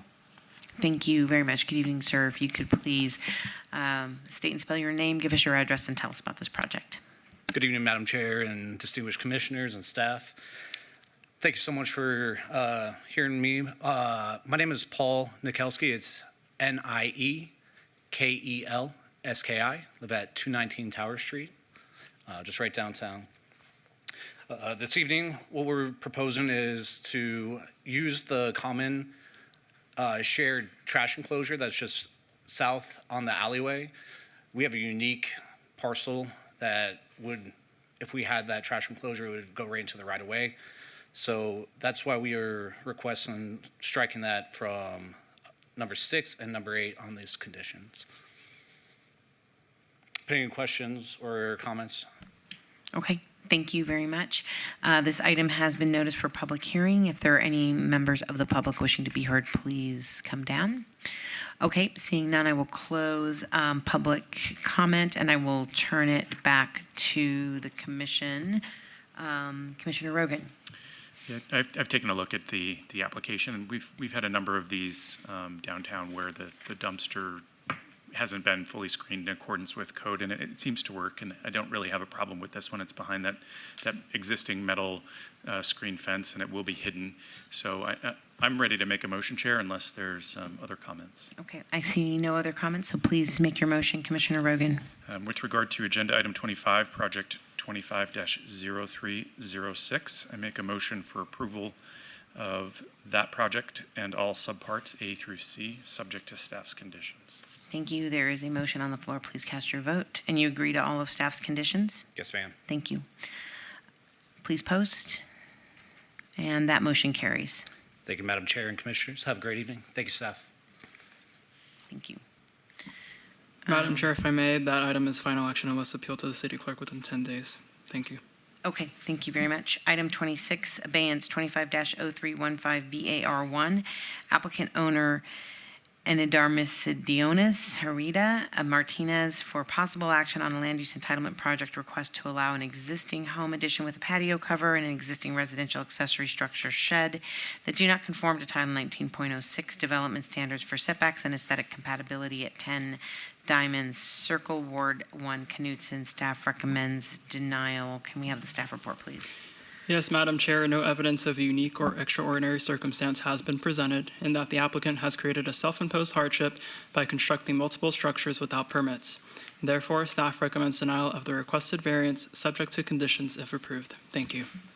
Thank you very much. Good evening, sir. If we could please get your name and the spelling for your name and your address and tell us a little bit about the project, though we did hear a little bit about it last month too. So anything new in particular you want to highlight would be great. Good evening, Madam Chair, Commissioners. My name is Jaime de la Vega. My address is 6944 Erin Circle, Las Vegas, Nevada, 89145. And this is a picture of the casita on the backyard. So if we look at the site plan, this is the casita, which is very close to the east property. And right here, the patio cover is also is 3.5 feet pretty much. And the owners, they agree that they're going to stucco the casita if they get the approval and to match 100% with the existing residence. The existing residence is just regular stucco, and they're planning to stucco after the approval. And I'd like to present this letter in support from the east side neighbor. This neighbor right here, they give us a letter that he's in agree. She says she don't have any problems supporting these two projects. And Commissioner Rogan was there a few days ago, and hopefully he got a good impression on all this. And they try to put everything in order. And just to mention, the casita on the back, which is a storage, and the patio that was built around 18 years ago for the previous owner. This on this letter, which is the owner on the east side, she confirmed that was built way before the current owners. They don't build anything that was built already. And we know there is another neighbor on the west side right here that is in opposition, but we try to do the best that we could. And I guess that's it. They are willing to modify the property 100%, make it architectural compatible. And the big problem here is just the setbacks, and it's just on the east part and in the north. But we have the freeway. The 95 freeway is right here, so there's no neighbors here, and we don't affect the west side neighbor at all. Okay, thank you very much, sir. Thank This you. item has been noticed for public hearing. Are there any members of the public wishing to be heard? Okay, seeing none, I'm going to close public comment. I'm going to pass it back to the commission, starting with Commissioner Rogan. Thank you, Chair. I did go out to the home to visit it, and primarily because I was concerned about the addition being so close to the rear property wall. And in past circumstances, as I explained to you, sir, I have had no hesitation in asking people to remove an addition that was built that was unpermitted, that really interfered with side and rear yard setbacks to the detriment of neighbors. This one was a little bit different because you do have the interstate behind you. Right. And I just wanted to go out there and make sure that there was really no effect on that neighbor to the west. And in viewing it and examining the property, there really wasn't anything that the neighbor to the west could really rationally complain about with the addition. So I was comfortable with that, and it looked well built, and it was aesthetically compatible with the remainder of the home. The patio cover too, that's on the east side, I checked that out. I asked you to get that permit, that consent from the neighbor to the east, and you've done that. The homeowner has actually also planted some oleander along there to minimize the impact of that minor setback variance request on the patio cover. And you've also indicated that with regard to the shed, something you're called the casita tonight, that you're going to make that aesthetically compatible.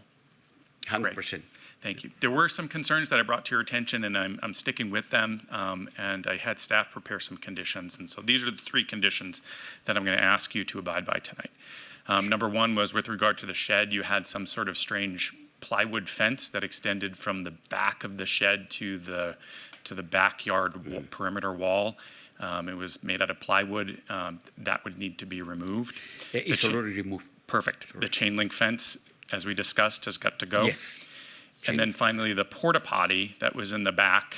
Oh, it's already removed too. Great. So all three of those are going to be conditions, and I believe staff has those conditions prepared and is ready to read them into the record. Yeah, we accept all the conditions. Thank you, sir. And Madam Chair, through you, would you like an added condition to ensure that the accessory structure does contain that stucco finish? Just as long as it's aesthetically compatible. Okay. Okay, then the added conditions, we would start with A, the use of portable restrooms is hereby prohibited. The existing portable restroom shall be removed within 10 days of final approval. B, the wooden fencing attached to the rear yard accessory structure shall be removed within 30 days of final approval. And C, all chain link fencing shall be removed within 30 days of final approval. And then we would revise condition of approval number 3 to read, a variance is hereby denied to allow an existing residential accessory structure that is not aesthetically compatible with the principal dwelling unit where such is required. Thank you. Thank you. And sir, you mentioned that you agree with all those conditions. I just want to make Yes. sure you agree with them. All right. Yes, we agree. Any other comments? Seeing none, Commissioner Rogan, are you prepared to make a motion? Yes. With regard to agenda item 26, project 25-0315VAR1, I make a motion for approval subject to the added and amended conditions, as well as the conditions in the project that were already on the agenda item. I make a motion for approval. Thank you. There's a motion on the floor. Please cast your vote. Please post. And that motion does carry. Thank you so much. You want me to hound on this? And Madam Chair, that item is final action tonight unless appealed to the City Council. Thank you. Thank you.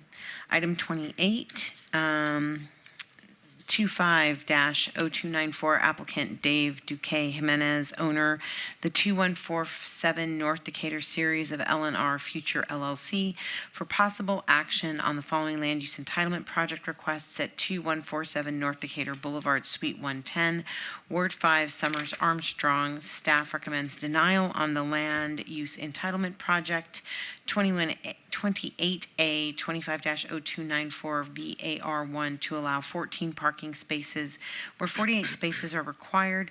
28B 25-0294 SUP1 for proposed motor vehicle parts sales, installation, and repair, motor vehicle repair minor use. May we have the staff report, please? Madam Chair, no evidence of a unique or extraordinary circumstance has been presented in that the applicant has created a self-imposed hardship by proposing to operate a motor vehicle repair minor use with insufficient parking. Therefore, staff recommends denial of both the variance and special use permit subject to conditions if approved. Please note there were additional documents of protest received after publication. Thank you.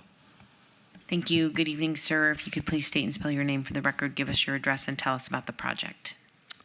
Hello, good evening. My name is Dave Jimenez, DAVEJIMENEZ. I live on 4429 Mossy Rock Court, and I'm requesting approval for a special use permit on a 855 minor automotive repair shop at, like you said, 2147 North Decatur Boulevard, Unit 110.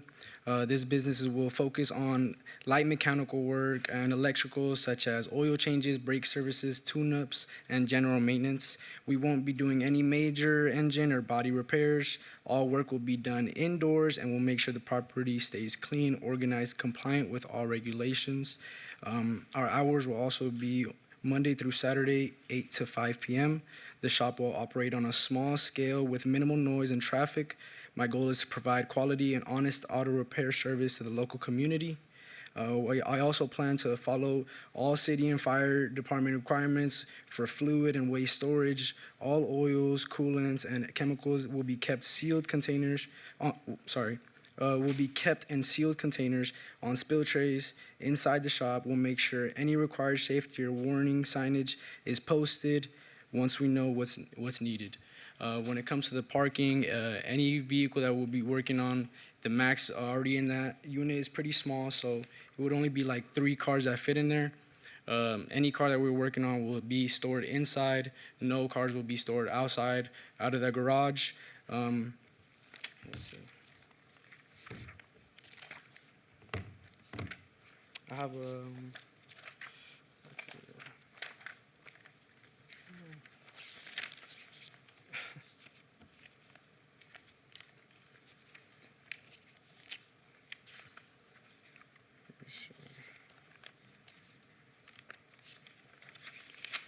I don't think I brought it, but basically this is what it looks like. I did have an outside view of the parking, but yeah, maximum, we won't have a lot of cars there. Everything will be kept inside.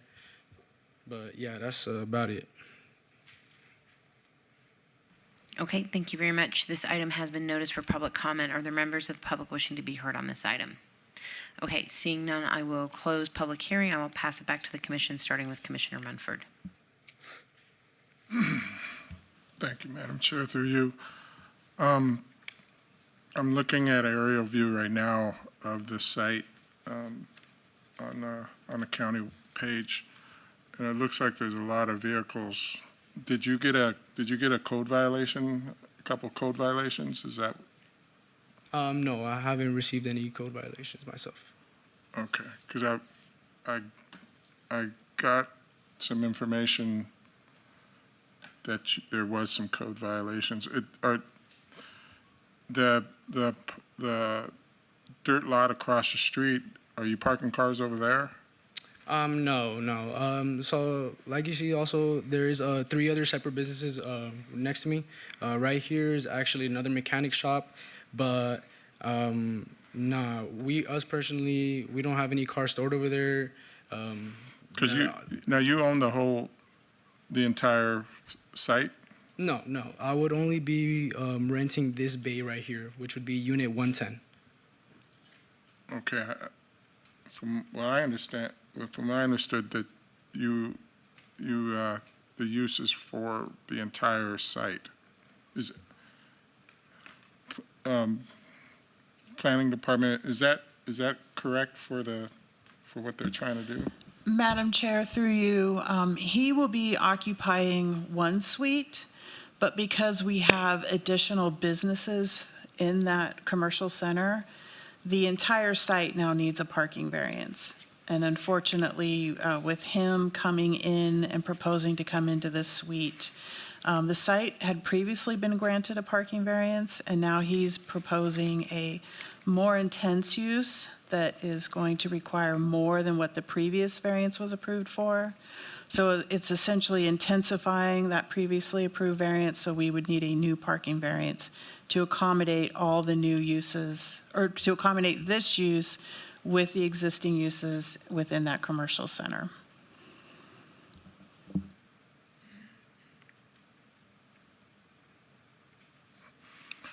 Okay. Yeah, I'm having, and from my understanding, you're a tenant trying to open up a business in that space. Yes, sir. Okay. So,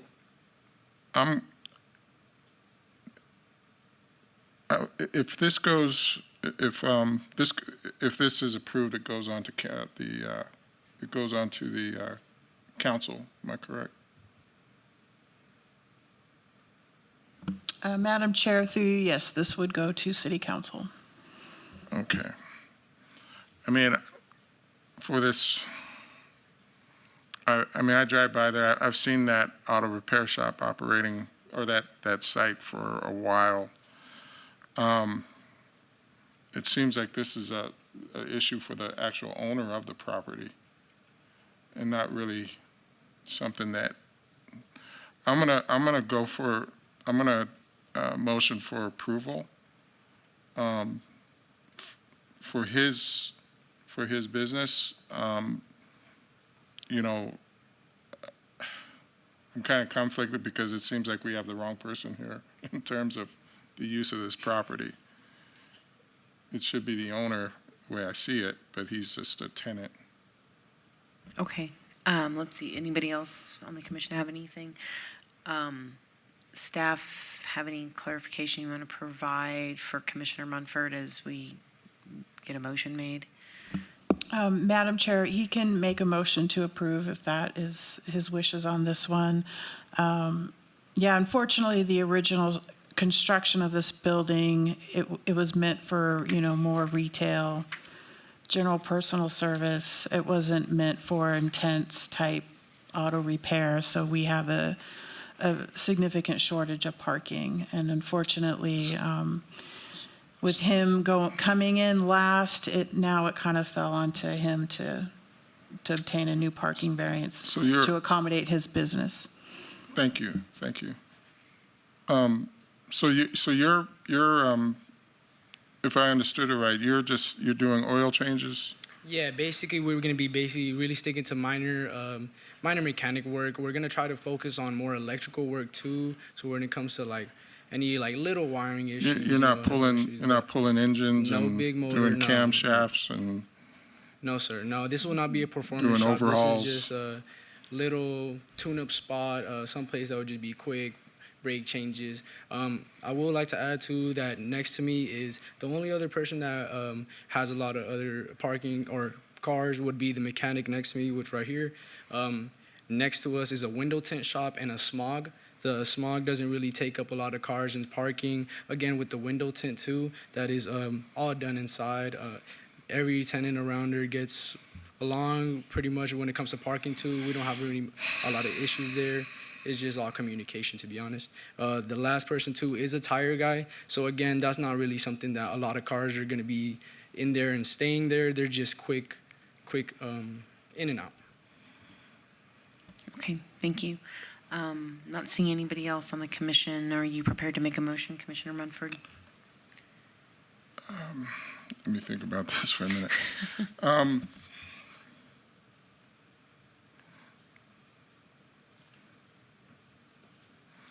I make a motion for approval, subject to the conditions for the planning department, and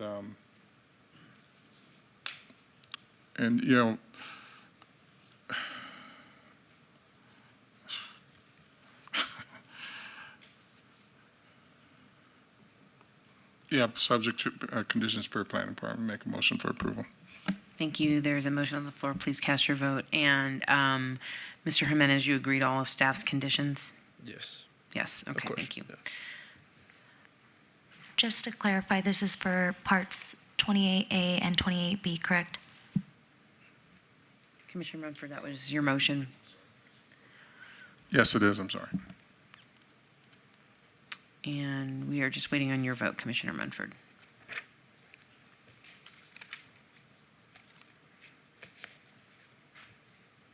Okay, please post, and that motion carries. And Madam Chair, that item will move on to City Council on November 19th, 2025. Thank you. Thank you. Item 29, Thank you so 20. much. Item 29, 25-0304, VAR1 variance. Public hearing, applicant Yan Chao Fan, owner Yangguing Yuan and Shundan Zhao, for possible action on a land use entitlement project request for a proposed residential accessory structure gym that does not conform to Title 19.06 development standards for setbacks on 0.48 acres at 1540 South Tenaya Way, APN 163-03-601-005, RE Residence Estates Zone, Ward 1, Knutson. Staff recommends denial. May we have the staff report, please? Madam Chair, no evidence of a unique or extraordinary circumstance has been presented. The applicant has created a self-imposed hardship by constructing a residential accessory structure that fails to comply with Title 19 setback requirements. Therefore, staff recommends denial of the requested variance, subject to conditions if approved. Please note there were additional documents of protest received after publication. Thank you.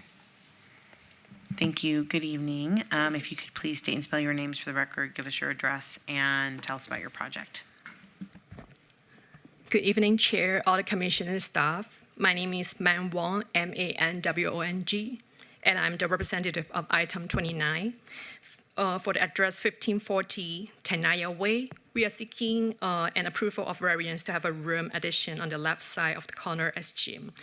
It will be used as a storage unit mainly used by only one of the owners, with couple sport equipments, no music, with minimum disturbance to all the neighbors. We also received 2 neighbors right next to the property and 2 neighbors behind the property consent and approval and submit with the application.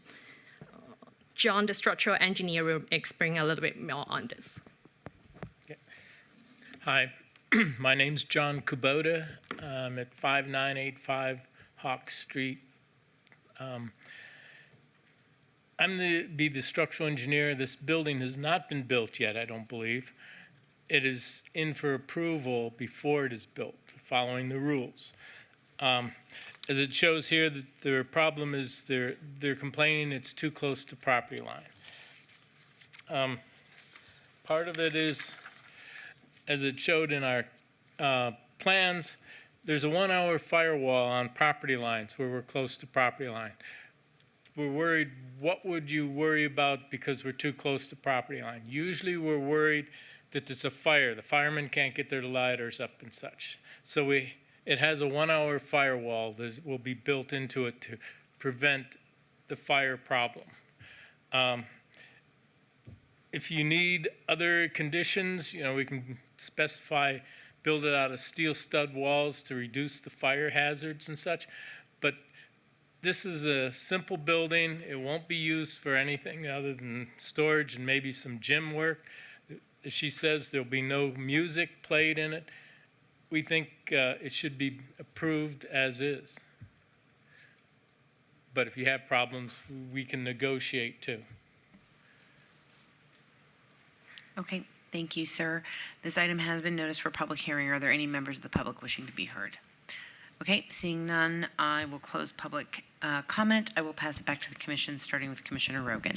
Thank you, and thank you both for being here tonight. And ma'am, as we spoke about on the phone, it's not so much the concern about the fire hazard, it's the aesthetic of this. Usually, this is my view on setbacks, and I don't know whether other commissioners share this, is if we're squeezing in a project and it needs a couple feet here or there, I'm fine with it.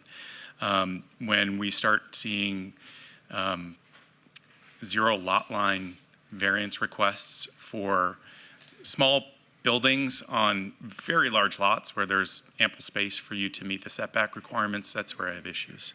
And even when I'm saying we can squeeze in a foot here or there, I'm looking to make sure that if neighbors object, you have ample space to put in some kind of shrub or hedge to shield the impact that that building would have on the neighboring adjacent properties. And you just don't have that with the zero lot line variance request that you're having here for this small building.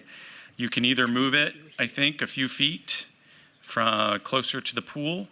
You could move it to the south side of the property where there's, I believe, even more ample space, based upon my look of Google satellite view. But there's just no reason for you to have this building so close to both the rear setback and the side setback as you do now. If it looks like you might have a comment, so if Chair lets you respond, I'm happy to hear it. I'm fine with that, sir, if you want to quickly respond. There's pool equipment in that part of the lot. He says towards the south side. Instead of the north side of the pool, the south side, there's pool equipment and other usages to the property.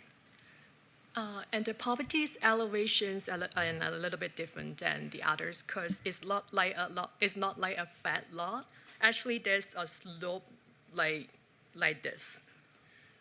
So that's difficult to really build any additional addition to this side because there's a slope like this down to the very end.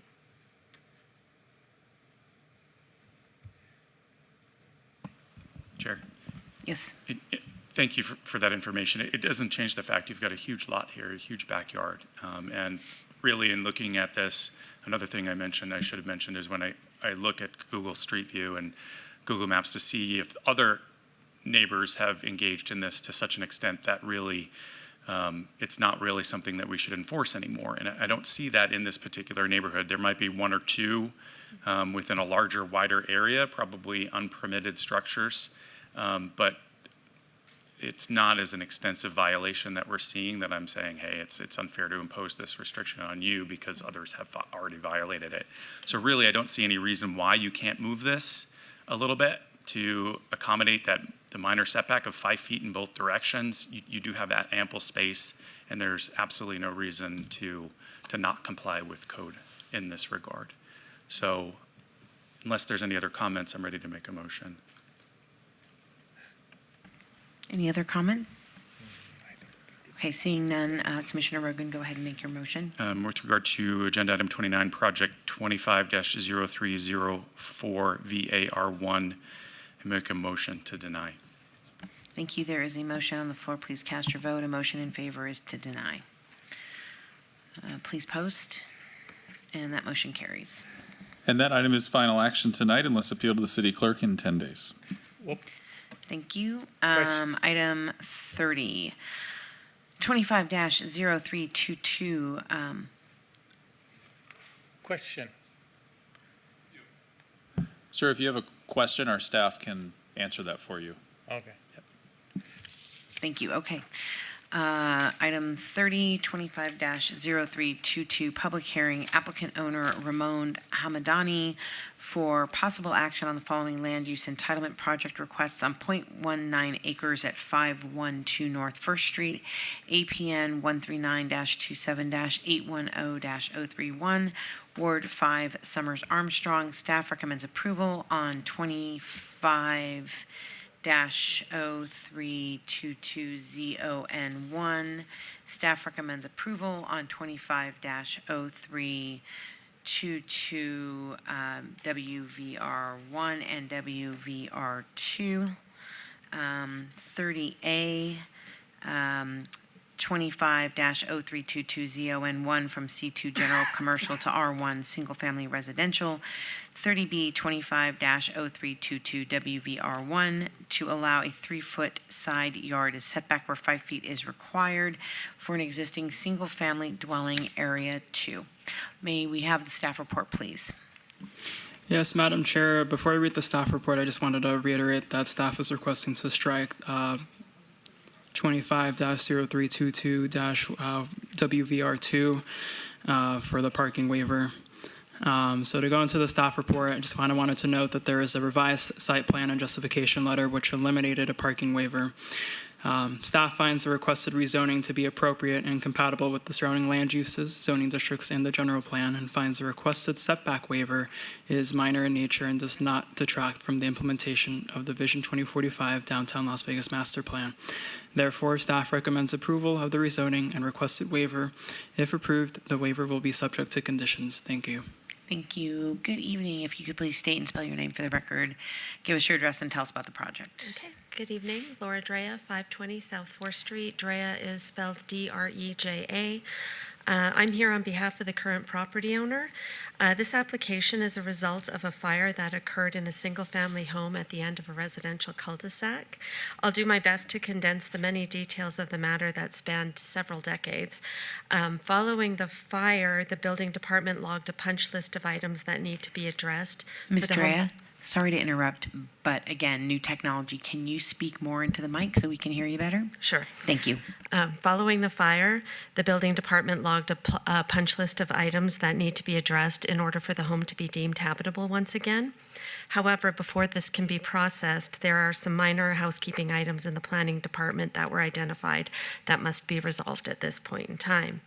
The housekeeping items were unexpected, as most were rooted in city-sponsored zoning actions and initiatives that were adopted in the 1960s, but were more or less dormant in the decades that followed. I'd like to thank Cassandra and Nicole in the planning department for helping me simplify this matter and navigate the situation to the point where I have their recommendation for approval.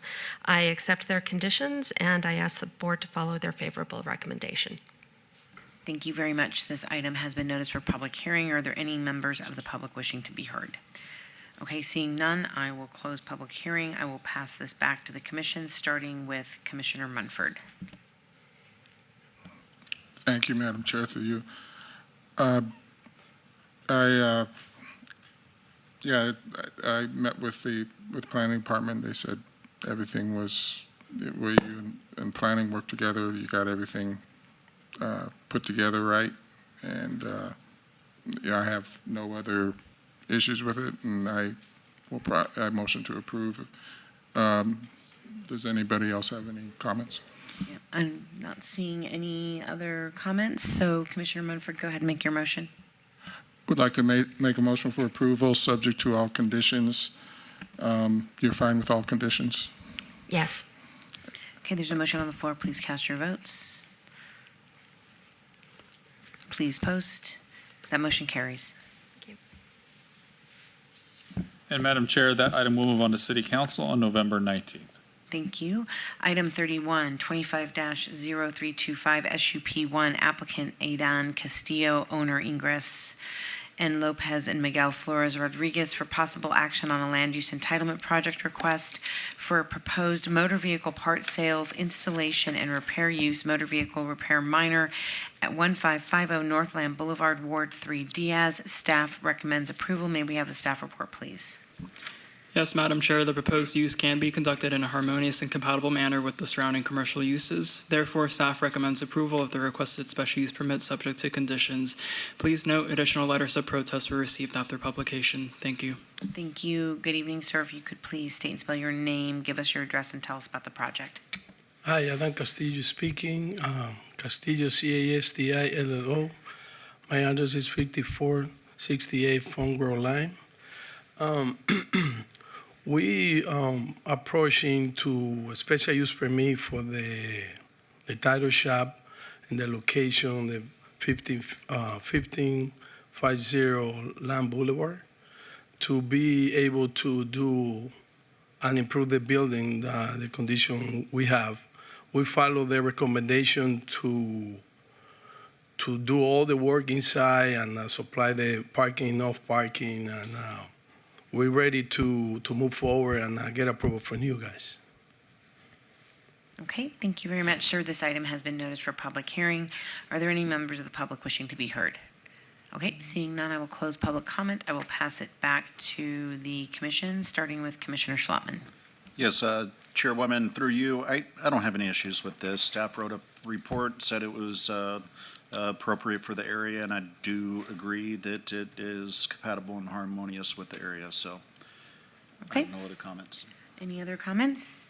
Seeing none, Commissioner Schlottman, if you're ready to make a motion. Yes, Madam Chair, through you, on item 3125-0325, SUP1, move to approve subject to staff's conditions, and you agree to all staff's conditions, sir? Yes. Yes. Thank you. Thank you. There's a motion on the floor. Please cast your votes. Please post. And that motion carries. And that is final action. Thank you Let's very appeal to the much. city clerk in 10 days. Thank you very much. Item 3225-0326, applicant owner Holy Cross Missionary Baptist Church, Inc., for possible action on the following land use entitlement project requests at 1328 Westlake Union Boulevard, Ward 5, Summers Armstrong. Staff recommends approval on the land use entitlement project 32A 25-0326 ZON1 from R2 medium-low density residential to C1 limited commercial, 32B 25-0326 SDR1 for a proposed one-story 3,500 square foot church house of worship development with a waiver of perimeter landscape buffer requirements. May we have the staff report, please? Yes, Madam Chair, the proposed church house of worship is compatible with surrounding commercial development. The requested waiver and exception for reduced landscaping will not negatively impact adjacent properties.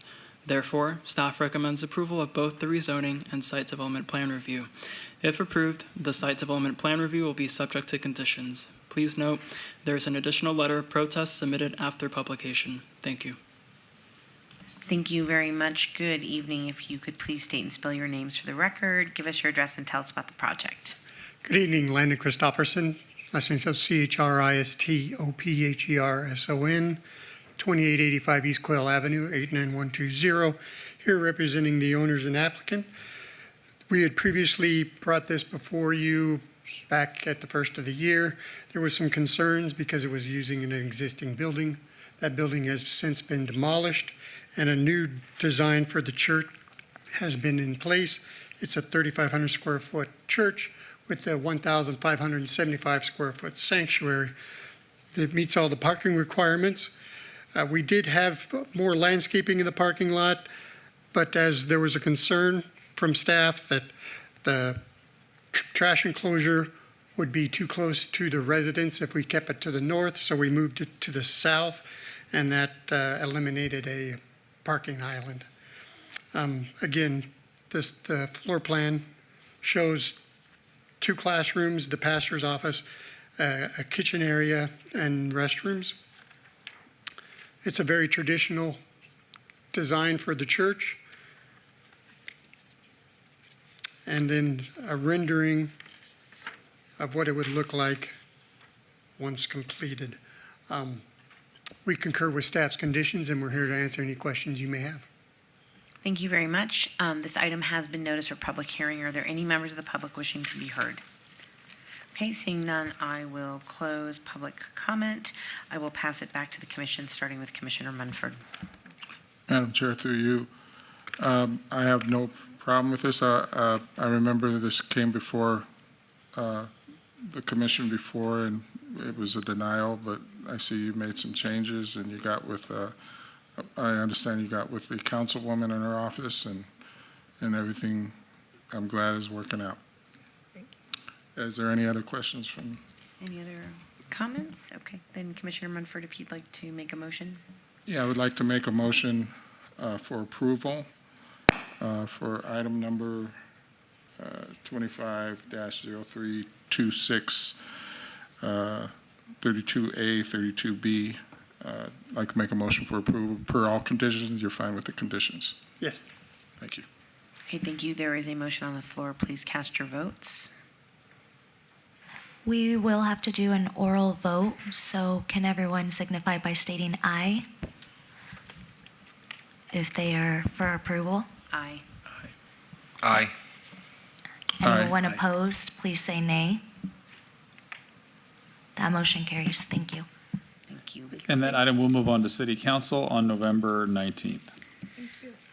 Item 33, 25-0327 SDR1, applicant owner to 11 Hoover LLC for possible action on a land use entitlement project request for the proposed conversion of an existing office and duplex to a 3-unit multifamily development with waivers of Title 19.09 Form-Based Code Development Standards at 320 North 10th Street, Ward 5, Summers Armstrong. Staff recommends denial. May we have the staff report, please? Yes, Madam Chair. The proposed office to residential conversion does not meet several standards of the T5 neighborhood zoning district and requires waivers related to building type, setbacks, and parking. Therefore, staff recommends denial of the site development plan review subject to conditions if approved. Please note in your supplemental packet that you have a revised staff report where the previously requested exception to not provide street trees has been eliminated. 2 24-inch box Texas mountain laurel trees have been proposed, satisfying the landscape requirement along 10th Street. Also, please note that no letters of protest or support have been received since publication. Thank you. Thank you. Good evening, sir. If you can please state and spell your name for the record, give us your address, and tell us about the project. Thank you. Tommy Huggins, Huggins, 1017 South 1st Street, Suite 185. What you see in front of you is an existing property downtown. There are 4 structures currently built on that property. Our application really revolves around this center building. It was originally constructed as a single-family residence, and then in the 1960s converted to office. The applicant seeks to restore the structure's original residential use. Because the property was developed prior to the current zoning standards, the application includes several waivers of development standards as it doesn't conform to the new T5N. In working with the councilwoman's office, we have complied with removing an existing parking shade structure that was on the front end of the property. We're also removing a large section of existing concrete flatwork and replacing that with landscaping. We think it's a pretty straightforward package, but we're here to answer any questions if you have any. Okay, thank you very much. This item has been noticed for public hearing. Are there any members of the public wishing to be heard? Okay, seeing none, I will pass this back. I will close public hearing and I will pass this back to the commission, starting again with Commissioner Munford. Madam Chair, through you, for that landscaping on the front, does that include any trees or? Yeah, 2 24-inch box trees and then 8 shrubs. Okay. Any more trees being added on the property or? Not at this time. Okay. Yeah, I spoke with the councilwoman's assistant earlier, and it sounds like you guys been working things out. I would like to make a motion for approval, but if there's any questions from the board. Anyone else on the commission? Okay. Just Commissioner Rogan. Just a question for staff, I guess, if they've indicated they're removing the shade structure, that's no longer a requested waiver then that is to be included.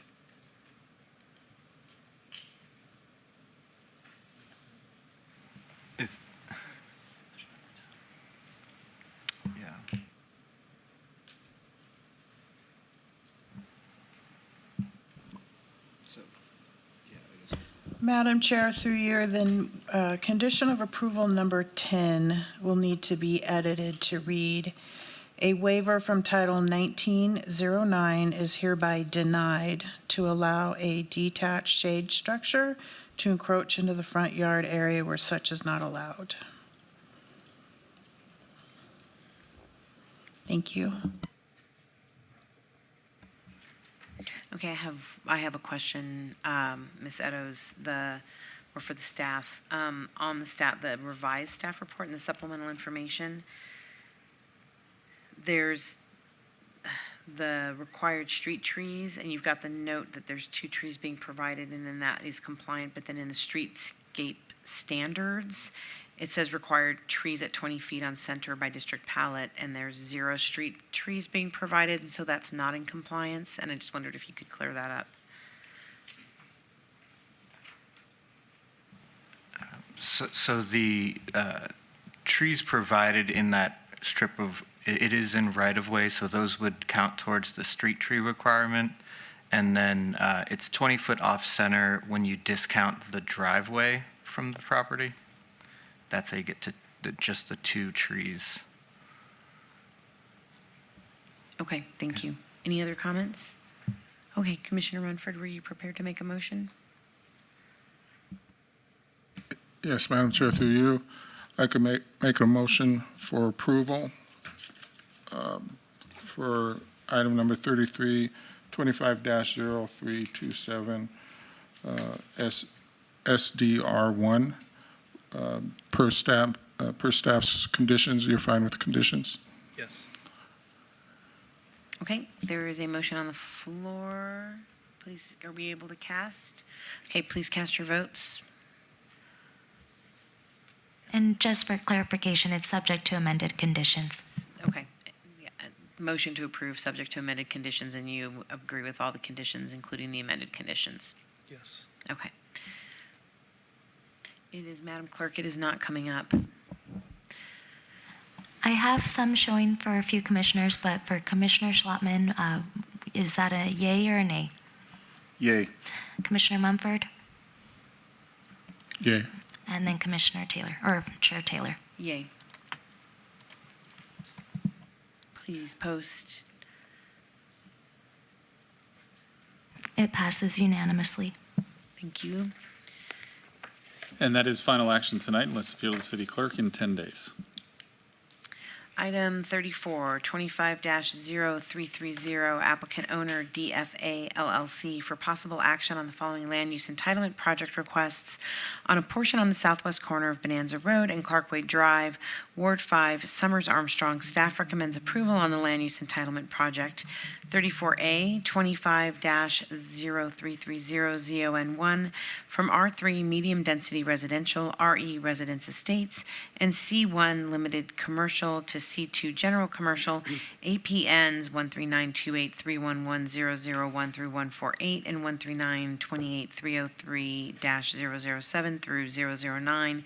34B 25-0330 SUP1 for proposed trade school use commercial driver's license training, APNs 13928311000 001 through 148 and 13928302034. And sorry, let me just back up for a second, because since these are all kind of related, we're going to go ahead and hear 34, 35, and 36 together. We will make separate votes on them, but Ms. Eddowes, can we get the staff reports on, sorry, let me just read them all into the record. Okay. Where was I? 34B 25-0330 SUP1 for proposed trade school use commercial driver's license training, APNs 13928311001 through 148 and 13928302034. Item 35, 25-0331 ZON1 applicant owner DFA LLC for possible action on a land use entitlement project request from RE Residence Estates to C2 General Commercial at 1700 Bonanza Road, Ward 5 Summers Armstrong. Staff recommends approval. And item 36, 25-0332 applicant owner DFA LLC for possible action on the following land use entitlement project request located on the west side of Martin Luther King Boulevard, 370 feet south of Washington Avenue, Ward 5 Summers Armstrong. Staff recommends denial on the land use entitlement project. 36A 25-0332 VAR1 to allow an 80-foot lot width where 100 feet is required, 0.38 acres on APN 139283040-003, and 36B 25-0332 ZON1 from RE Residence Estates and C1 Limited Commercial to C2 General Commercial. Now may I have the staff reports on 34, 35, and 36? Yes, Madam Chair. So for item 34, the proposed use is compatible with surrounding commercial and industrial development and aligns with the city's general plan designations of mixed use and commercial. Therefore, staff finds the proposed use can be conducted in a harmonious manner with surrounding land uses and recommends approval of both the rezoning and special use permit. If approved, the special use permit will be subject to conditions. Regarding item 35, the proposed rezoning and RE and C2 zoning districts conforms to the existing general plan designations of commercial and is compatible with the adjacent commercial and office land uses. Staff also therefore recommends approval of the requested rezoning. Regarding item 36, Madam Chair, no evidence of a unique or extraordinary circumstance has been presented in that the applicant has created a self-imposed hardship by proposing to rezone to C2 general commercial, a parcel that does not meet Title 19 development standards for lot width for that zone. The lot width variance is not justified by the physical site constraints, and therefore staff recommends denial of both the rezoning and variance subject to conditions if approved. Please note that no letters of protest or support have been received since publication for all applications read into the record. Thank you. Thank you very much. Good evening, gentlemen. Could you please state and spell your names for the record, give us your address, and then tell us about the projects that are in 34, 35, and 36. Okay. Lloyd Benson, 7140 Doe Avenue, 89117. Mac McKnight, 4310 Plumeria Mist, Las Vegas, Nevada. You'd like me to speak to all three of them? Starting with 34? Yes, please. Okay, so on 34,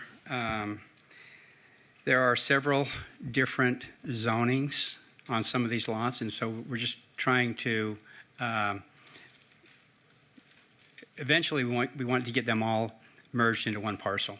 And to do that, we have to get them rezoned so that they're all in C2 before we can do that. So eventually we'll do the merge, but our purpose for rezoning them is that, number one. Number two, the R3 property is next to the CDL training school, which we need to use as access to that training area back there. So the purpose of the zoning changes for that. The office for this training school was in this building right here. We've since moved from that Bonanza location, the admin office, down to a office at 333 North Rancho. And so, and I didn't know this when I took out the license. So I found out going through some of my meetings with Seth and his group that there was a special use permit required for training at a remote location. So we're doing that now. Any other questions on that?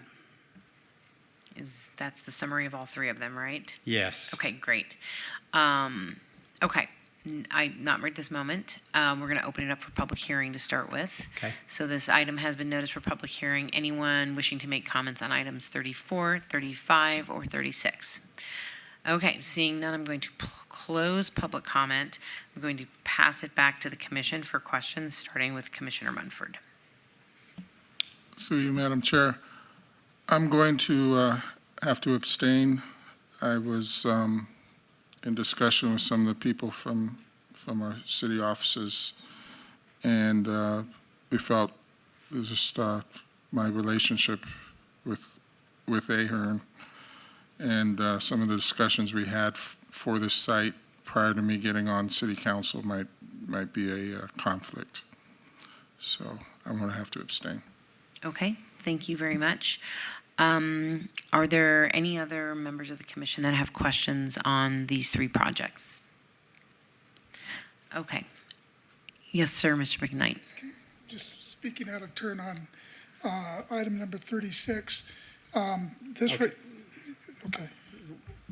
I can speak to 36. I thought we were just talking about 34. 34 and 35. But No, all three of them. Oh, all three of them? Yeah, I want to do them all at once. Did you not present all three of them? That's no, why. I did not. Because on 36 was denied. That's okay. Recommended denied. I got the blessing from city attorney to do all three of these at once. I was Okay. trying to expedite. So if you want to add some more information on 35 and 36. I would like to add, yes, if you don't mind. Please do. Okay, on 36, the one lot was denied because of the frontage was only 60 feet, and I think the code to do I think it needs to be 100 feet. So these 3 lots right here, we're rezoning all 3 of them so that we can merge them into one parcel. So I think that speaks to the variance that we're requesting. And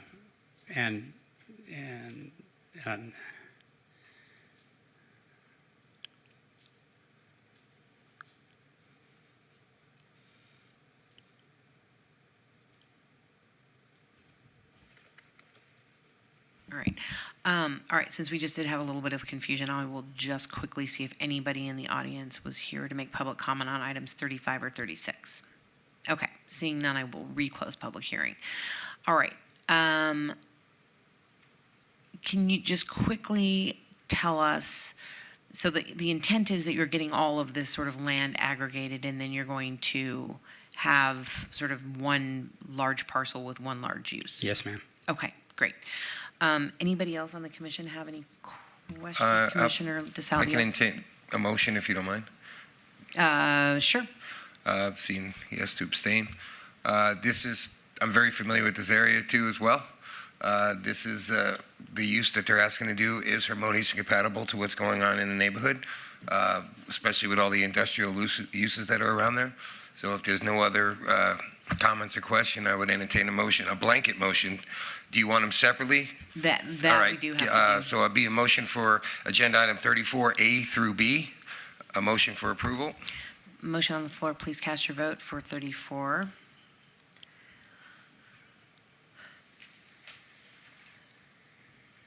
I think you're going to have to do it verbally. Madam Clerk, I'm not getting anything. Commissioner Schlattman? Yay.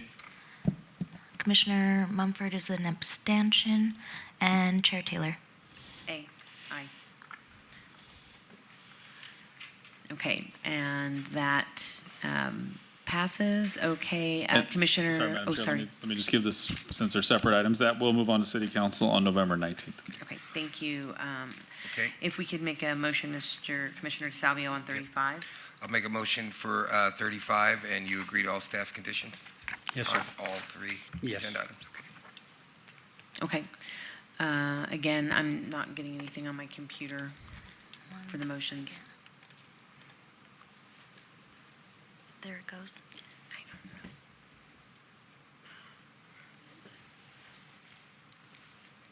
Chair Taylor?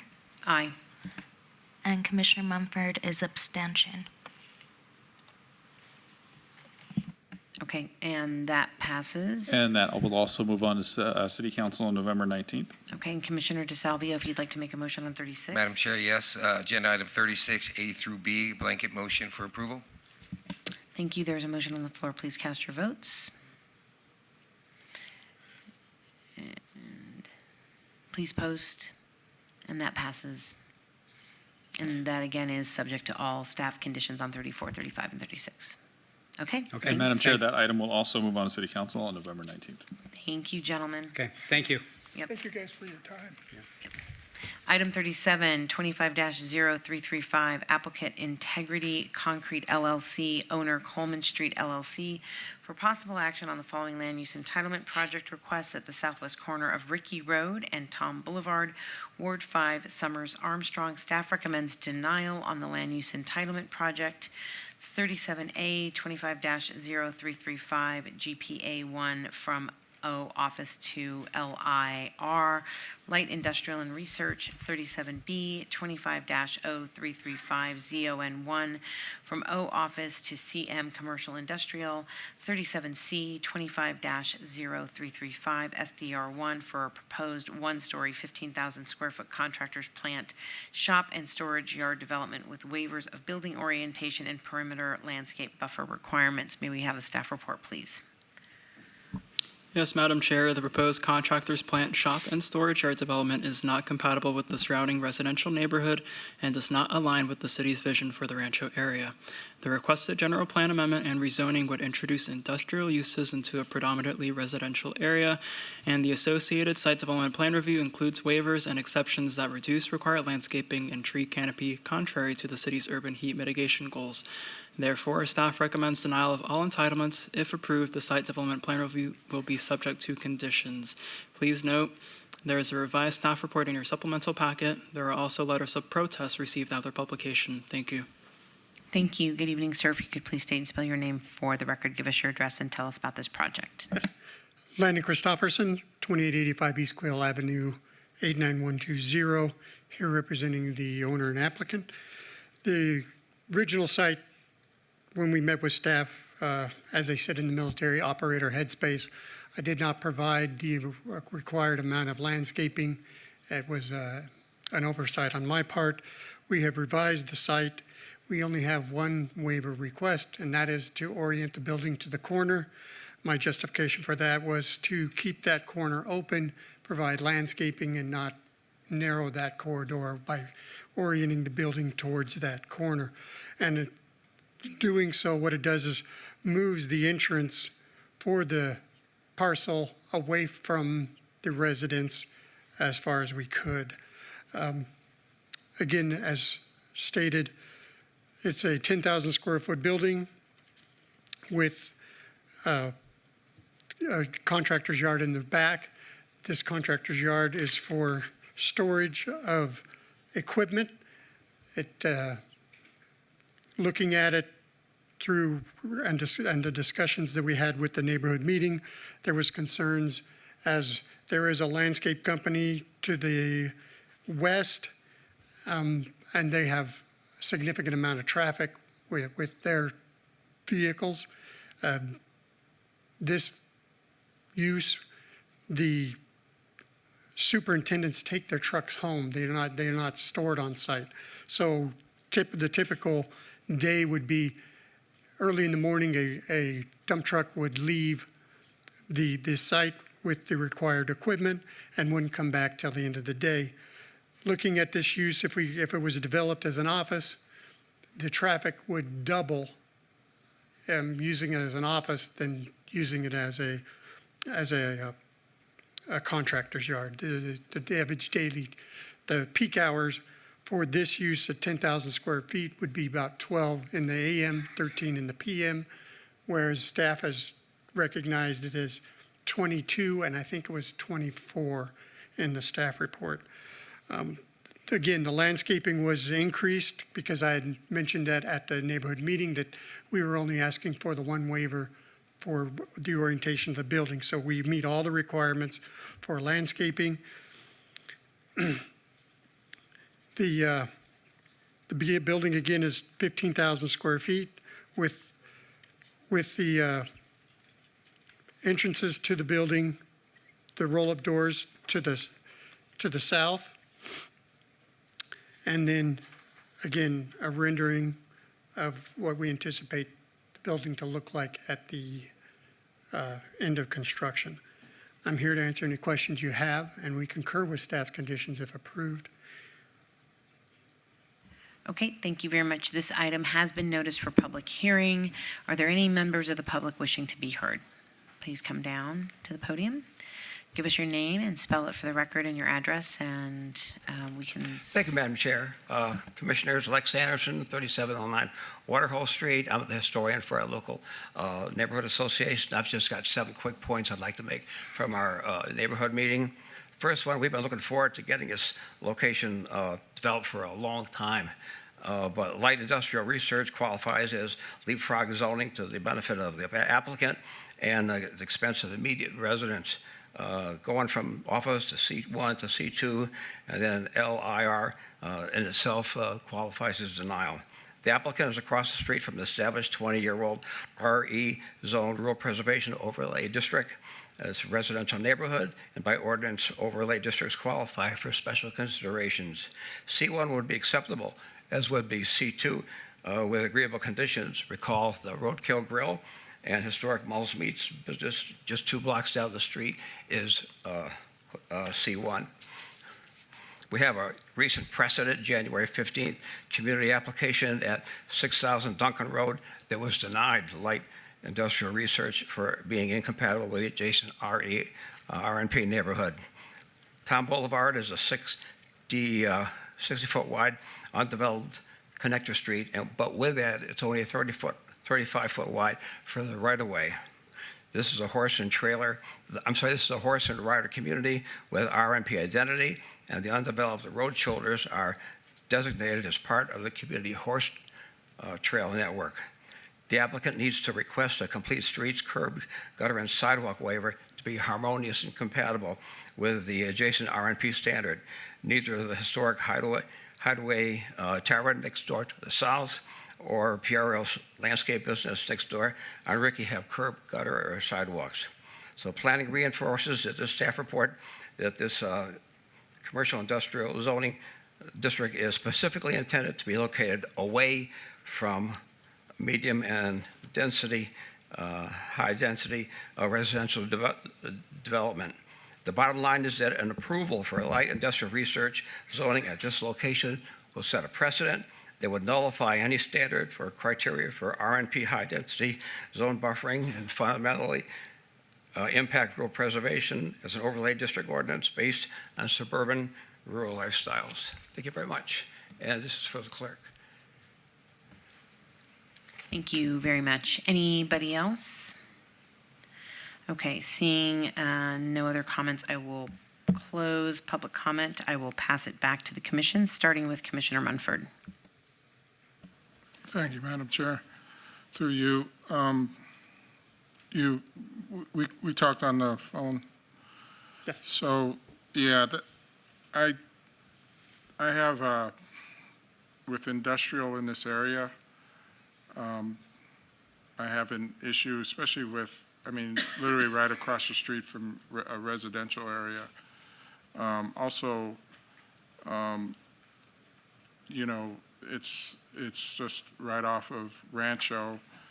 And, there's a lot of, probably further down Rancho, there's a lot of commercial development that's happening at Lake Mead and Rancho. And I'm expecting that, at some point there's going to be more traffic. That whole Rancho corridor is going to probably be looking for more commercial in that area versus industrial, especially with the commercial development and then on top of that, we've had some multifamily that has just been opened on the Rancho corridor across the street from the North Las Vegas Airport. So this whole corridor, I can't really see how we can put an industrial space right there amongst commercial and residential. So I'm going to be motioning for a denial on this. Okay, thank you, Is there any Commissioner Munford. questions? Any other comments? No? Okay. If you're prepared, go ahead and make your motion. And Madam Chair, sorry, through you, if I may, staff did receive revised plans on October 9th that eliminated the waivers regarding the perimeter landscape buffer requirements along Ricky Road and then Tom Boulevard. So I just kind of want to make that clear that those were blue sheeted in. Thank you. Okay, and so that would be in relation to item 37C, correct? Correct, yes. Okay, thank you. Thank you. I'm sorry, I didn't hear that. Yes, Madam Chair, again through you. So revised landscape plans were received on October 9th that eliminated the requested waivers or previously requested waivers for perimeter landscape buffer requirements along Ricky Road. So you previously had a 10-foot landscape buffer that was being proposed on the plans that were date stamped on August 25th. Those have since been revised to reflect 15 feet. This is similar to the proposed landscape buffer for Tom Boulevard, which was previously proposed at 10 feet and is now proposed at 15 feet per the date stamp planned on October 9th. Okay, thank you. Commissioner Munford, if you were prepared to make your motion. Yes, Madam Chair, through you, I'd like to make a motion for denial. Item 37, 25-0335, 37A through 37C. So there's a motion on the floor. Please cast your vote. A yes is for denial on 37 and its subparts. Please post, and that motion for denial carries. And Madam Chair, that will move on to City Council on November 19th. Thank you. Item 38, 25-0345 VAR1, applicant owner Maria Sandra Dimas Rios for possible action on a land use entitlement project request to allow an existing residential accessory structure, casita, that does not conform to 19.06 development standards for setbacks and separation at 400 North Minnesota Street, Ward 1, Knutson. Staff recommends denial. May we have the staff report, please? Yes, Madam Chair. No evidence of a unique or extraordinary circumstance has been presented in that the applicant has created a self-imposed hardship by constructing a residential accessory structure without permits and in violation of Title 19 development standards for side yard setback and separation from the main building. Therefore, staff recommends denial of the requested variance subject to conditions if approved. Please note that no letters of protest or support have been received since publication. Thank you. Thank you very much. Good evening, gentlemen. If you could please state and spell your names for the record, give us your address, and tell us about your project. Yes, good evening, commissioners and staff. My name is John Vargas. I reside at 296 Aiden Avenue, 89123. I'm here on behalf of the owner. The owner of this property has built a small detached casita of 337 square feet with a bedroom, bathroom, closet, wet room, and no full kitchen. However, the casita doesn't meet the side yard setback and main house building separation. The owner would like to request a 2-foot side yard setback where 3 feet is required and a 3-foot 6-inch setback where 6 feet is required. The owner will make sure the walls and roof are 1 hour fire rated to comply with the minimum 3-foot fire rated separation from property and or building separation. We understand and appreciate the importance of zoning regulations. However, we believe that in this case, the new casita matches the architectural style, color, and material of the primary residence, and with the 1 hour firewall assembly will be installed in order to have a safe structure from the main house and side neighbors' properties. For last, the owners have collected some neighbors' signatures with no objection for the new casita. Okay, thank you very much. This item has been noticed for public hearing. Are there any members of the public wishing to be heard? Okay, seeing none, I will close public hearing. I will pass it back to the commission, starting with Commissioner Rogan. Thank you, Chair, and through you, Mr. Vargas, thank you for coming tonight. I didn't get a chance to come out and see this particular structure, but I did have an opportunity to look at the photographs. And the structure, although it's requesting some variance, it's aesthetically compatible. It looks well built from the photographs. Obviously, as you've indicated, you'll need to comply with building code, which you said that you intend to do, obviously. I've looked at the aerial map in this area, and there's quite a number of either shade structures or accessory structures that are encroaching into the side yard and rear yard setbacks, all adjacent to your property. So I don't have a problem with the slight side yard setback from 3 feet to 2 feet. With regard to how close the building is, as you said, that's between you and the building department. I would note that the walls themselves are 6 feet. It's just, I think, the eaves that are causing the problem, as we've seen sometimes before when buildings are constructed without permits. So given all those factors, I'm ready to make a motion for approval subject to staff's conditions, and you agreed to those conditions, Mr. Vargas? Yes. All right, Chair. Okay, thank you. Any other comments or questions on this item? Seeing none, go ahead and make your motion, Mr. Commissioner Rogan. Right, with regard to agenda item 38, project 25-0345 VAR1, I make a motion for approval subject to staff's conditions. Thank you. There's a motion on the floor. Please cast your votes.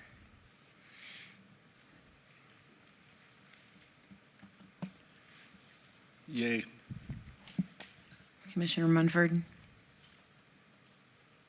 Yay. please post. And that motion carries. And that item is final action tonight unless appealed to the city clerk in 10 days. Thank you. Item 39, 25-0352, applicant owner Nadir and Shida Investment LLC for possible action on the following land use entitlement project requests at the southwest corner of Lake Mead Boulevard and Losee Road, Ward 5, Summers Armstrong. Staff recommends denial on the land use entitlement project. 39A, 25-0352 VAR1 to allow 12 parking spaces where 24 spaces are required. 39B to 25-0352 VAR2 to allow a 0-foot corner side yard setback where 10 feet is required. 39C, 25-0352 SDR1 for a proposed one-story, 3,764 square foot minor auto repair development with waivers of perimeter landscape buffer requirements, and to allow bay doors to face the right-of-way where such is not allowed. May we have the staff report, please? Yes, Madam Chair, no evidence of a unique or extraordinary circumstance has been presented to justify the requested relief from multiple Title 19 development standards. The proposal represents an overdevelopment of the site and is not compatible with the surrounding area. Therefore, staff recommends denial of all requested entitlements, subject to conditions if approved. Please note, there is a revised staff report and landscape plan in your supplemental packet, and there are letters of protest received after publication. Thank you. Thank you. Good evening, gentlemen. If you could please state and spell your names for the record, give us your address and tell us about this project. Good night, Commissioners. Luis Flores, 10438 Skygate Street. Good evening, Commissioners. My name is Michael Dahl, D-A-H-L. I live at 2690 Mirabella Street. Okay. The proposed motor vehicle minor repair facility is 3,764 square feet with a walkway area and 6 roll-up doors. Floor plans include an office area, restrooms, and garage area. The hours of operation are Monday to Saturday from 7 a.m. to 6 p.m. Repairs and services are limited to electronic tune-outs, brake repairs, including drum turning, air conditioning repairs, generator and starter repairs, tire repairs, front end alignments, battery charging, lubrication, vehicle emission testing, and other similar activities. Well, that's basically a brief description of the project, and we are glad to answer any questions that you may have. Thank you very much. This item has been noticed for public hearing. Are there any members of the public wishing to be heard? Okay, seeing none, I will close public comment. I will pass it back to the commission, starting with Commissioner Munford. Thank you, Madam Chair, through you. Very familiar with this site. It's usually used as a billboard for elections most of the time. But the only concern I had is this: it's a small site, the parking, stuff like that. You have other Meineke's, or is this your only one? Or This is the first one I'm building. your first one? Yes. Actually, Well, he's built. Yeah, actually, I'm the architect, and we have done like, we did one in Warren Spring and Durango in Clark County. And actually, we are working in 2 similar buildings in Henderson. One is approved. We are waiting for civil approval. And the other, we are related to, they are pretty similar. And the one in Clark County has just 8 parking spaces. I live around the area, and believe me, it works fine. So. Okay. And I understand you've been in communication with the councilwoman's office. That's correct. I think they submitted some conditions to planning. Could you read some of those conditions? Yes, Madam Chair, through you, staff would like to read in 2 of the added conditions prior to making a motion. These conditions would be added to 25-0352-SDR1, and will read as follows. The first added condition is a perimeter wall shall be constructed from the southern property line along the western property line until the southwest corner of the building, whereupon a return wall to the building shall occur. The wall shall comply with Title 19.08 development standards. The second added condition is, prior to or at the same time as a submittal for a building permit, a revised landscape plan shall be submitted to the Department of Community Development Planning Division depicting the following. 1. the installation of trees spaced at a maximum of 20 feet on center within the western landscape buffer adjacent to the proposed building, and 2, the installation of trees within the eastern landscape buffer. The applicant is to coordinate with NV Energy as to acceptable plant material and proper placement. Thank you. Thank you. You were fine with all those conditions? We are. Yes. Added conditions, okay. I don't have a problem with this, like I said, my only concern was the parking, but I think this will be a good project for that site. It'll be nice to drive by there and not see a bunch of political signs up there and stuff. So I want to make a motion for approval if there's any through you, Madam Chair, if there's any questions. Okay. Any other comments from the commission? No, please make your motion, Commissioner Munford. I'd like to make a motion for approval for item 39, 25-0325, 39A, 39B, 39C. And again, you're fine with all the added conditions and conditions from planning? We are. They're all good enhancements. Okay. There is a motion on the floor. Please cast your vote. Commissioner DeSalvio? Great, thank you. Commissioner Munford? Oh, there we go. Okay, please post. And that carries. And those items are final action tonight unless appealed to the city clerk in 10 days. Thank you, Commissioners. Thank you so much. Item 40, 25-0356, GPA1, applicant A4 Builders LLC, owner Andrew Grosso IV, for possible action on a land use entitlement project request from PF Public Facility to M Medium Density Residential at the southeast corner of Wilson Avenue and 10th Street, Ward 5, Summers, Armstrong. Staff recommends approval. May we have the staff report, please? Yes, Madam Chair. The applicant is requesting a general plan amendment from public facility to medium-density residential on a .16 acre site located at the southeast corner of Wilson and 10th. The proposed amendment aligns with the site's existing R3 zoning and is compatible with surrounding multifamily residential development. The change supports the goals of the 2050 Las Vegas Master Plan and the Vision 2045 Downtown Las Vegas Master Plan. Therefore, staff recommends approval. Please note that no letters of protest or support have been received since publication. Thank you. Thank you very much. Good evening, ma'am. If you could please state and spell your name for the record, give us your address, and tell us about the project. Yes. Good evening, Planning Commissioners. My name is Susan Florian, last name Florian, from Taney Engineering, 6030 South Jones Boulevard, here on behalf of the applicant. What we have here is a parcel between Wilson Avenue and 10th. Right now, the zoning is R3, medium density. The land use right now is PF, which is public facility. We are asking to change the land use to medium density residential. This is so that it will be more harmonious with the zoning designation. We are grateful for staff's recommendation for approval, and I'm here to answer any questions that you may have. Thank you very much. This item has been noticed for public hearing. Are there any members of the public wishing to be heard? Okay, seeing none, I will close public hearing. I will turn it back to the commission, starting with Commissioner Munford. Thank you, Madam Chair, through you. Yeah, I think this is a good use in terms of, we definitely need more residential. We need more spaces for people to live. So I have no problem with this. I agree with staff, and I motion to approve. Okay. Through you, Chair.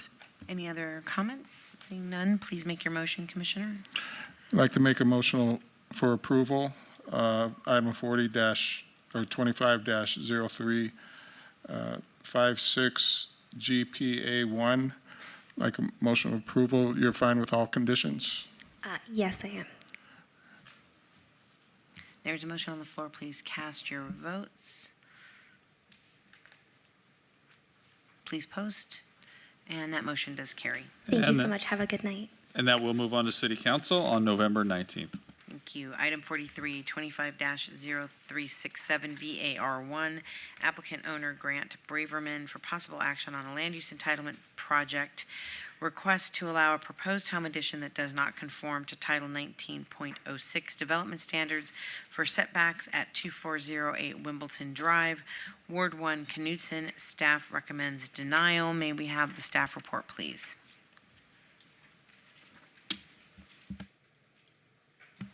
Yes, Madam Chair. No evidence of a unique or extraordinary circumstance has been presented to justify the requested variance from Title 19 development standards to allow the reduced side and rear yard setbacks for a proposed addition to the residential dwelling. Staff finds that the hardship is self-imposed and therefore recommends denial subject to conditions if approved. Please note that no letters of protest or support have been received since publication. Thank you. Thank you very much. Good evening, sir. If you could please state and spell your name for the record, give us your address, and tell us about the project. Good evening. Grant Braverman, Grant, last name Braverman, B like boy, R-A, V like Victor, E-R-M-A-N, 2408 Wimbledon Drive, 89107. I'm here to discuss a 900 square foot addition with potential reduced setbacks in my backyard. Okay. Anything else you want to share? Nope. Okay. I'm here to answer any questions you guys might have. All right. Thank you very much, sir. This item has been noticed for public hearing. Are there any members of the public wishing to be heard on this item? Okay. Seeing none, I will close public comment, and I will pass this back to the commission, starting with Commissioner Rogan. Thank you, Chair. Mr. Braverman, we spoke on the phone, I think it was yesterday, and I asked you to do a couple things. One was to discuss this project with your neighbor to the west. Did you do that? Yes, sir. And is your neighbor in agreement with what you're doing? Yeah. No issues other than wanting to assure that a tree on that west wall would be removed as part of this. Okay, so he's in agreement with the project, has no, okay. And then with regard to the rear setback, you do border, I think it's Mesquite, is that correct? So Yes, there's not a neighbor behind you, but I did want to make sure that the visual impact to the street would be minimized by you having a limited rear yard setback. Are you okay if we add a condition about landscaping behind the addition to minimize the visual impact? Yeah, absolutely. All right, and I asked staff just a moment ago to draft a condition. If you have it ready, Nicole, could you read it into the record for me? Madam Chair, through you, the added condition will read, landscaping consisting of trees and shrubs shall be planted and permanently maintained adjacent to the rear property line to buffer the home addition. Thank you, and Thank you. You agree with that? Agreed. All right, so you've heard me tonight on other things talk about my perspective on these variance requests. They're not significant. Your rear yard one is pretty significant, but like the other project you heard tonight, you're back against a street. You're not back against a neighboring home, so I'm not as concerned about it. And with that landscape buffering, I think the addition will be okay. Unless there's other comments, Chair, I'm ready to make a motion. Thank you. Any other comments? Seeing none, please make your motion, Commissioner Rogan. All right, with regard to agenda item 43, project 25-0367 VAR1, make a motion for approval subject to staff's conditions and amended conditions read into the record this evening. Thank you. There's a motion on the floor. Please cast your vote. Please post, and that motion carries. And that item is final action tonight unless appealed to the city clerk in 10 days. Item 45, 25-0378, applicant owner Crab Holdings LLC for possible action on the following land use entitlement project at 3224, 3228, and 3232 Meade Avenue, Ward 3 Diaz.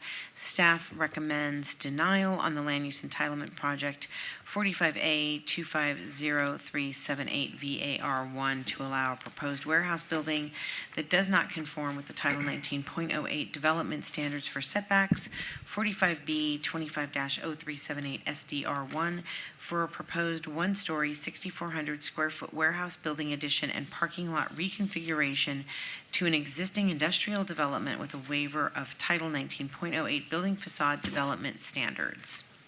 May we have the staff report, please? Yes, Madam Chair. The requested addition includes variance requests for reduced rear and side yard setbacks and a waiver for the flat building facade. Staff finds the proposed development incompatible with adjacent residential uses and lacking architectural interest. No evidence of a unique or extraordinary circumstance has been provided to justify the variance. Therefore, staff recommends denial of both the variance and site development plan subject to conditions if approved. Please note there were additional documents of protest received after publication. Thank you. Thank you. Good evening. If you could please state and spell your names for the record, give us your address, and tell us about your project. Good evening, Madam Chair. My name is Logan Wilson, bar number 14967. I'm counsel for the property owner, business owner, Krabs Holdings. My address is 2580 Sorrel Street. I have the owner of Crab Holdings, Allegra Steinberg, here. Steinberg is Steinberg. This project, and we have an image here. This is regarding a 6,400 square foot warehouse being built. My client operates a wholesale auto sales business, and they are also building up their van conversion business. So my client seeks to build, and this property, their property is the yellow highlighted area. And I'll draw on this paperwork here. They seek to build a warehouse on this portion here to this portion here. So it's on this side. And my client seeks a variance regarding the setback. There's a 50-foot setback here. And given the nature of the property and the existing 3 buildings here, a 50-foot setback wouldn't be feasible. So my client seeks a variance. As you can see, all of the existing commercial properties off of Meade Avenue, they have buildings along the wall here, and this is a wall, essentially a fence regarding a stationary home or a mobile home community here. So there's a wall going along this line, and there's several properties or buildings here. My client seeks to build along that line as well. Given the 50-foot variance, my client wouldn't be able to build anything based on how the property's built with the 3 buildings now and given the fences. Along this yellow line is an existing chain link fence for the adjoining property owner. So my client has no ability to build in any direction other than the requested direction. My client wants to build a warehouse so they can build up their van conversion business. They essentially want to start an assembly line system where they can employ more employees who can essentially do multiple tasks depending on the status of the van conversion. They're a small business now, family owned and operated. Ms. Steinberg is the owner. Her husband operates it. Her son, who's in the gallery, he works there as well. They have 2 employees, and they intend on growing their staff. The second exemption they're seeking is regarding the structure itself. They're seeking to build a warehouse, so we are seeking a flat and plain building facade. Given the nature of the warehouse, their intent is to store cars and vans that they're working on and to operate them in that manner. We appreciate senior planner Boyle's work in this manner. I think there were a lot of discussions early on about the parking, and I believe those have all been resolved. So we would request the commission grant the application subject to the conditions provided. Okay, thank you very much. This item has been noticed for public hearing. Are there any members of the public wishing to be heard on this item? Okay, seeing none, I will pass it back to the commission, starting with Commissioner Schlottman. Yes, Madam Chair, through you.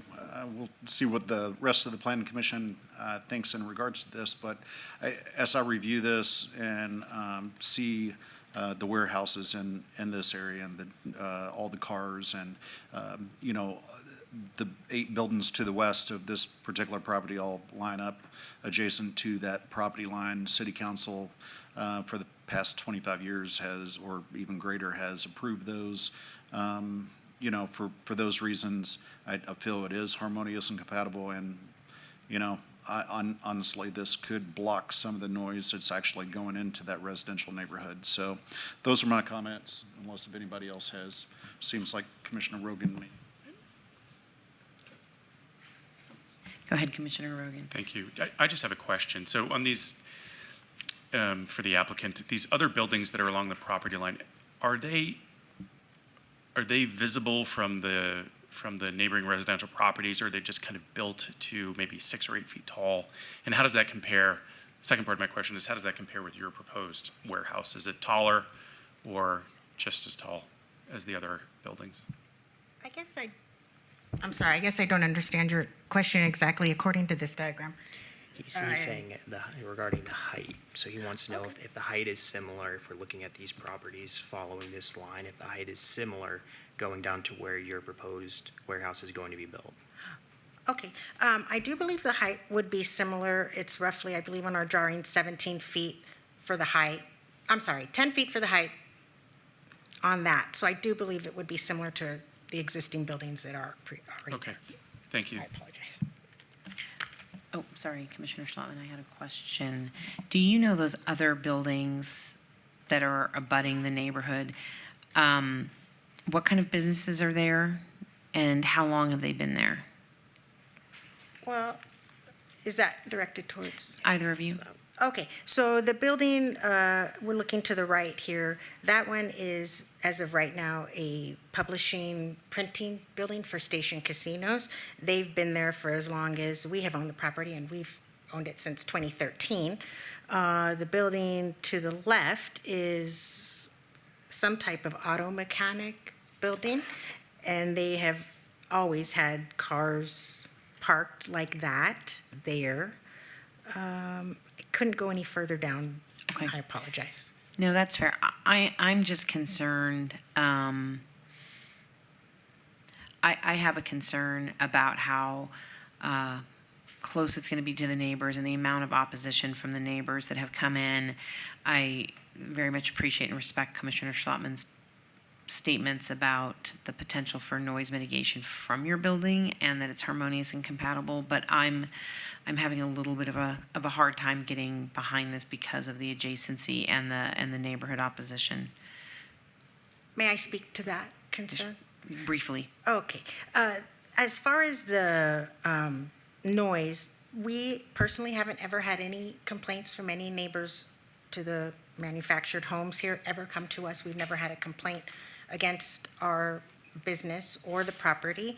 And as of right now, it is a dirt lot. So on windy days like today, it kicks up a lot of dirt. So I believe that actually having a building here would mitigate some of that, and they might actually prefer it versus just blowing debris.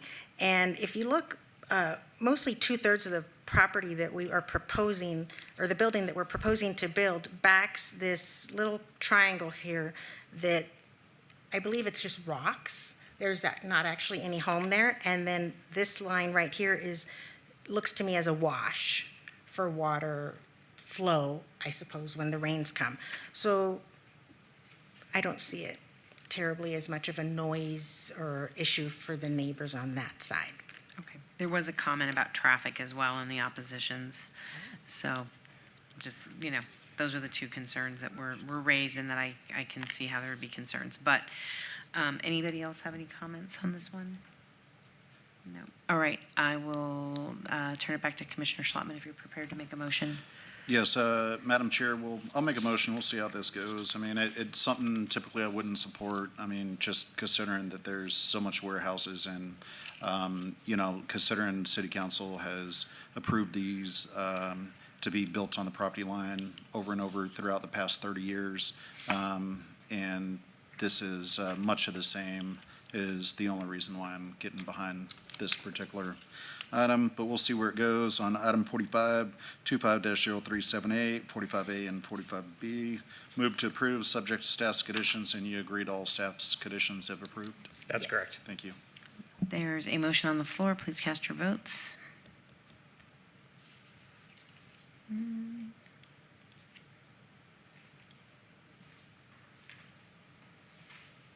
Chair Taylor? Aye.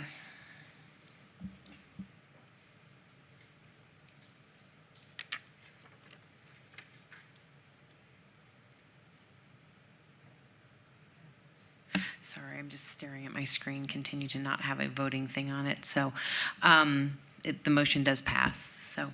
And that is final action tonight unless appealed to the city clerk in 10 days. Thank you. All right, thank you very much. Item 46, 25-0416 GPA1 applicant owner, City of Las Vegas, for possible action on a request to amend the City of Las Vegas Master Plan of Streets and Highways map, Ward 5, Summers Armstrong. Staff recommends approval. May we have the staff report, please?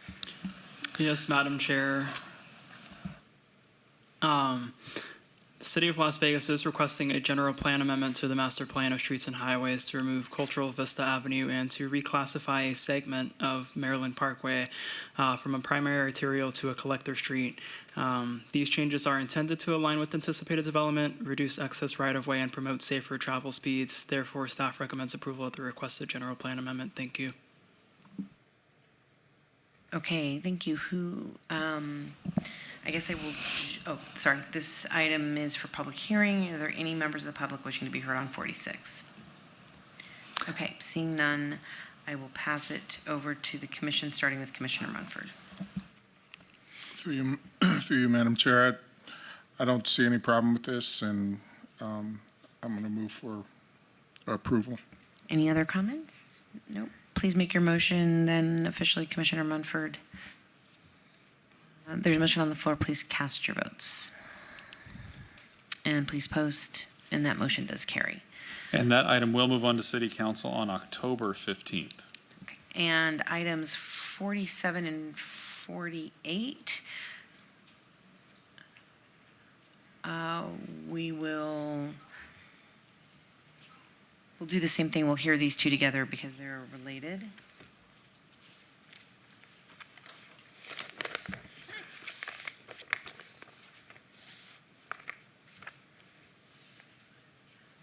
Okay, sorry about that. 47 and 48. We'll hear those together. So item 47, 25-0382, applicant Greystone Nevada LLC, owner State of Nevada Division of State Lands, for possible action on the following land use entitlement project requests at the northeast corner of Washington Avenue and Las Vegas Boulevard, Ward 5, Summers Armstrong. Staff recommends approval on the land use entitlement project. 47A, 25-0382 GPA1 from public facility to H high density residential. 47B, 25-0382 ZON1 from CV Civic to R4 high density residential. Item 48, 25-0383, applicant Greystone Nevada LLC, owner City of Las Vegas, for possible action on the following land use entitlement project generally bounded by Washington Avenue, Maryland Parkway, Sagman Street, and Las Vegas Boulevard, Ward 5, Summers Armstrong. Staff recommends approval on the land use entitlement project. 48A, 25-0383 GPA from PF Public Facility to H high density residential. 48B, 25-0383 ZON1 from CV Civic to R4 high density residential. May we have the staff reports, please? Yes, Madam Chair, for both applications, the proposed changes support the Vision 2045 Downtown Las Vegas Master Plan and will allow for future high-density residential development in a key redevelopment area. Therefore, staff recommends approval of both the general plan amendment and rezoning. Please note for item 47, a revised application form is in your supplemental packet, and additional letters of protest were received after publication. Thank you. Thank you very much. Good evening. May we please have, may you please state your name, spell it for the record, give us your address, and tell us about this project. Yes, good evening, Madam Chair, Commissioners. Stephanie Gronauer, Gronauer, here on behalf of the applicant, Lennar Homes. We're excited to be here this evening with two pretty big redevelopment projects. This is step one of the application. It's simply the general plan amendment and the zone change for both properties. The first one you can see on our overhead here is the former Grant Sawyer building that has sat vacant for a number of years. It's located on the north side of Washington, the east side of Las Vegas Boulevard. It's a little over 22 acres. This is item 47. Item 48 is the former Cashman baseball field property that's just immediately south of that Grant Sawyer site. on the south side of Washington and again on the east side of Las Vegas Boulevard. This is just over 50 acres of land. Both properties are under contract with Lennar for redevelopment for residential housing. As you all know, we're in a housing crisis, and so this is a really exciting opportunity to provide some new housing opportunities in the downtown area.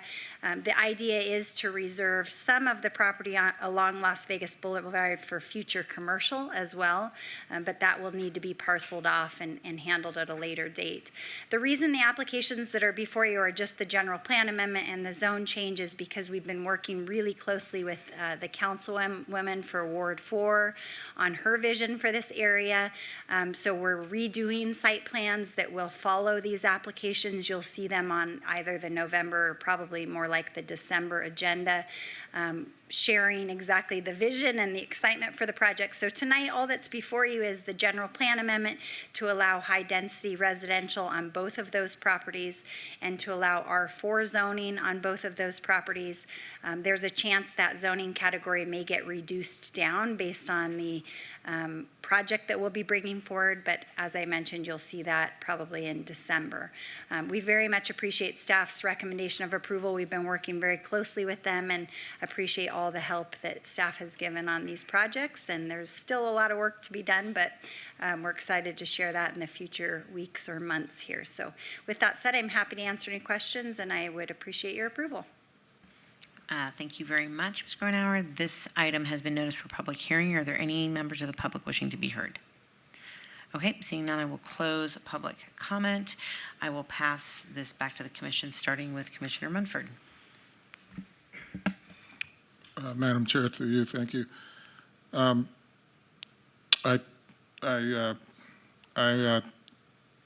concur with the planning department. The only question I had when we were talking before is just concern about, the retail, possibly some, grocery stores, foods. I mean, we have a lot of people coming in that area and there's not much. Yep. I think the closest grocery store is over on Eastern and Bonanza. There's Mariana's and there's another grocery store across. I think it's Gardino's. Yep. But yeah, that's, other than that, I think it's going to be a great project. We need the housing. We need more places for people to live. I'm on a motion for approval. If there's any other questions. Any other questions? I just quickly want to comment. I'm really excited to see the site development plans come in and the different products. And thanks to Lennar for doing another great redevelopment and looking forward to this project. I used to be at Grant Sawyer, so it'll be great to see that space be repurposed. So, yeah. Commissioner Schlottman. Yes, through you. When will we see SDRs come forward on this project? So we were hoping for November, but I think we're getting close to hitting that date, so it probably will be more like December is the anticipated date. But as soon as we can get it done, Lennar's creating brand new product for this, so they've been at the drawing board for many, many months. The iterations that are in your packet took a lot of effort, and we're kind of back to the drawing board in a good way. It'll be super exciting and a great project, but they're creating brand new product type for our valley to make sure that they can offer price points that are affordable in this area, not in the definition of affordable, because this is not a subsidized project, it's a market rate project, but they're really focusing on price points that can be for the folks that live in this area and stay in it. Thank you. And is that going to be as one site development review for the entire parcel, or is that going to come to us in chunks? It's coming as two separate ones, one for Grant Sawyer and one for Cashman. Okay. Yep. All right. Thank you. Yep. I'm sorry, I have one other question, Commissioner Munford. So I know that the SDRs aren't here, but I know you're working on product. And so just like with Badlands, is Lennar anticipating doing a multifamily condo style, multi-floor project that would be for purchase? Yes, so all of it would be for purchase. The plan right now is to have Grant Sawyer be mostly single-family detached, smaller lot detached, and for Cashman to be multifamily for sale, but all of it would be for sale. And with a mix of product sizes and prices so that folks in this area that work in the area will want to stay here and live here, and hopefully it's a real revitalization to the overall area. Okay. No, it's great that Lennar has been able to now, for the second time, bring a product that is a condo, essentially, that is going to be a purchase product. So great to see that. Looking forward to your project. So Commissioner Munford, if you're prepared to make motions, just need to do it one item at a time. Thank you, Madam Chair. I'd like to make the first motion for item 47, 25-0385, 47A, 47B, motion for approval, subject to all conditions. Fine with the conditions. Yes. There's a motion on the floor. Please cast your votes. And please post. And that motion carries. Thank you. And that item will move on to City Council on November 19th. And I also need to clarify, item 46 is not going to Council tomorrow. It is going also on November 19th. Thank you. And for item number 48, 25-0383, I'd like to make a motion for approval, subject to all conditions. Thank you. There's a motion on the floor. Please cast your vote. Please post. And that motion also carries. Thank you very much. Have a great night. And that will also move on to City Council on November 19th. Item 49, 25-0389, applicant owner Panther Alta 12 LLC for possible action on the following land use entitlement project on the north side of Alta Drive, approximately 2,115 feet east of Wallapai Way, Ward 2, Kelly. Staff recommends denial on the land use entitlement project. 49A, 25-0389 VAR1 to allow 863 parking spaces where 1,018 are required. 49B, 25-0389 SDR1 for a proposed two-story, 178,400 square foot medical office development with waivers of building placement and perimeter landscape buffer requirements. May we have the staff report, please?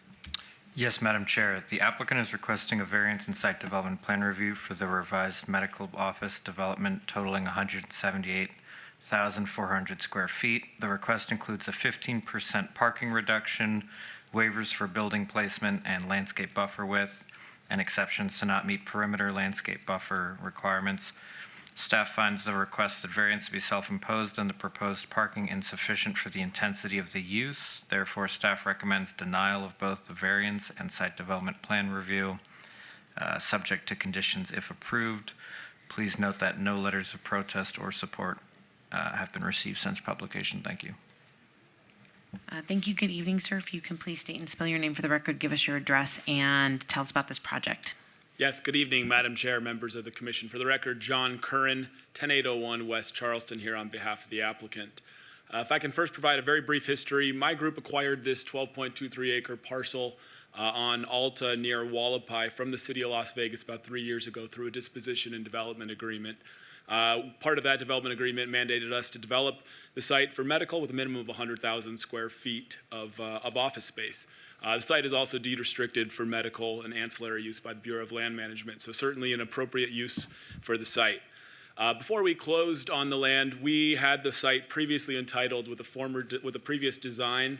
That entitlement, that design was actually for a much more intense use. It included 20,000 feet of retail. It included 3-story buildings instead of 2, which is what we're proposing tonight. It had a bigger parking variance and a taller building. So we're after multiple iterations with really great design teams who specialize in this asset class. We're really proud of the final product that we're presenting tonight.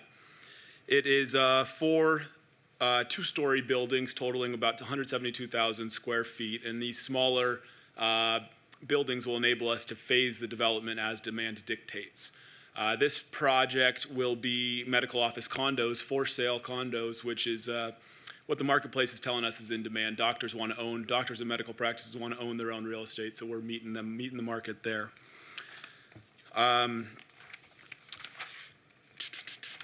First, if I can speak to the parking variance, we have about a 15% efficiency here. Again, what was previously approved was about a 17% efficiency.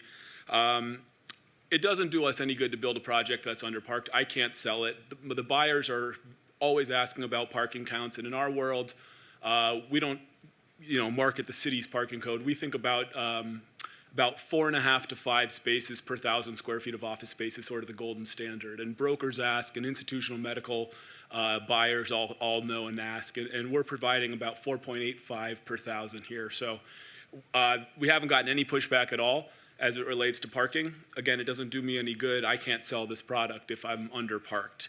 I'd also point out we developed the site about 500 feet west of here on Alta. We call that our Queensridge Medical 1. Similar parking count, 72,000 foot, 3-story building, 100% leased and occupied, very busy building, but similar parking ratio. We've never had any sort of parking challenges there. The site design is, it's a very irregular parcel, as you can see. The new design sort of works with the irregular curvature of the parcel.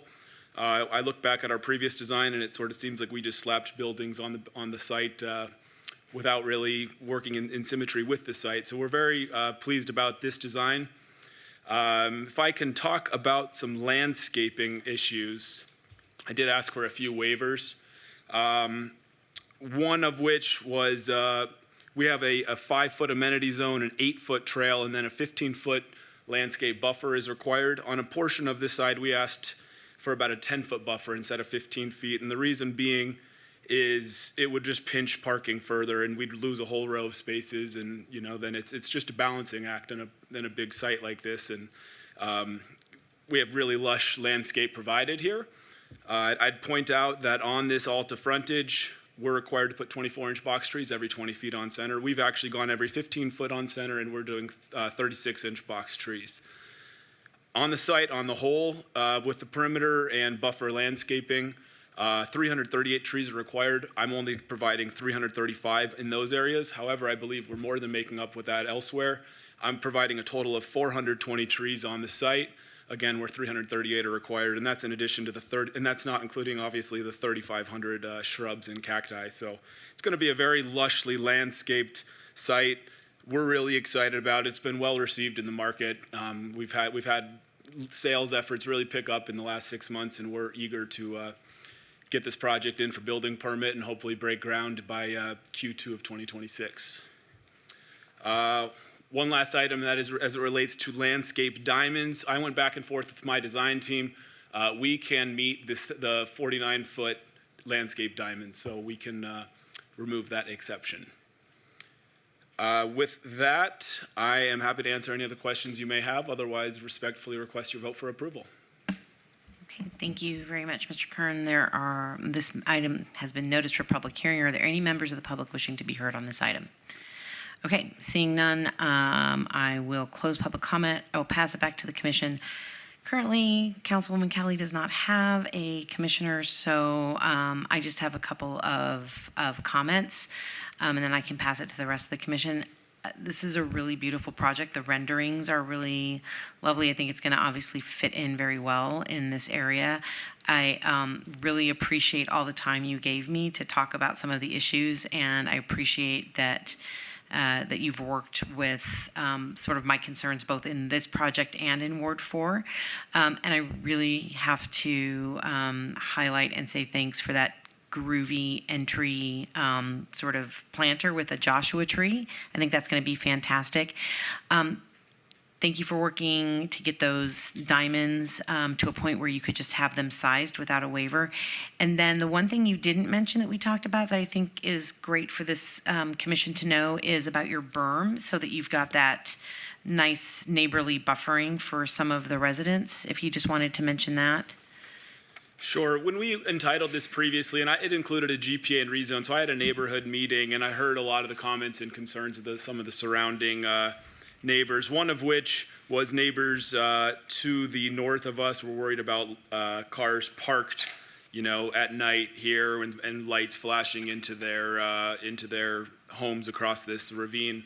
So we're actually putting like a 36-inch landscape berm around that side just to prevent any sort of light pollution from protruding across that that ravine. Okay. Thank you very much for just flagging that. Anybody else on the commission have questions? I just have a question, Chair. Commissioner Rogan, go ahead. Well, first a comment. I mean, great job. It looks beautiful. I did have a question. When looking at the landscape plan, it looks like you're putting a lot of trees in there. As you said, I think it was 15 foot on center along Alta.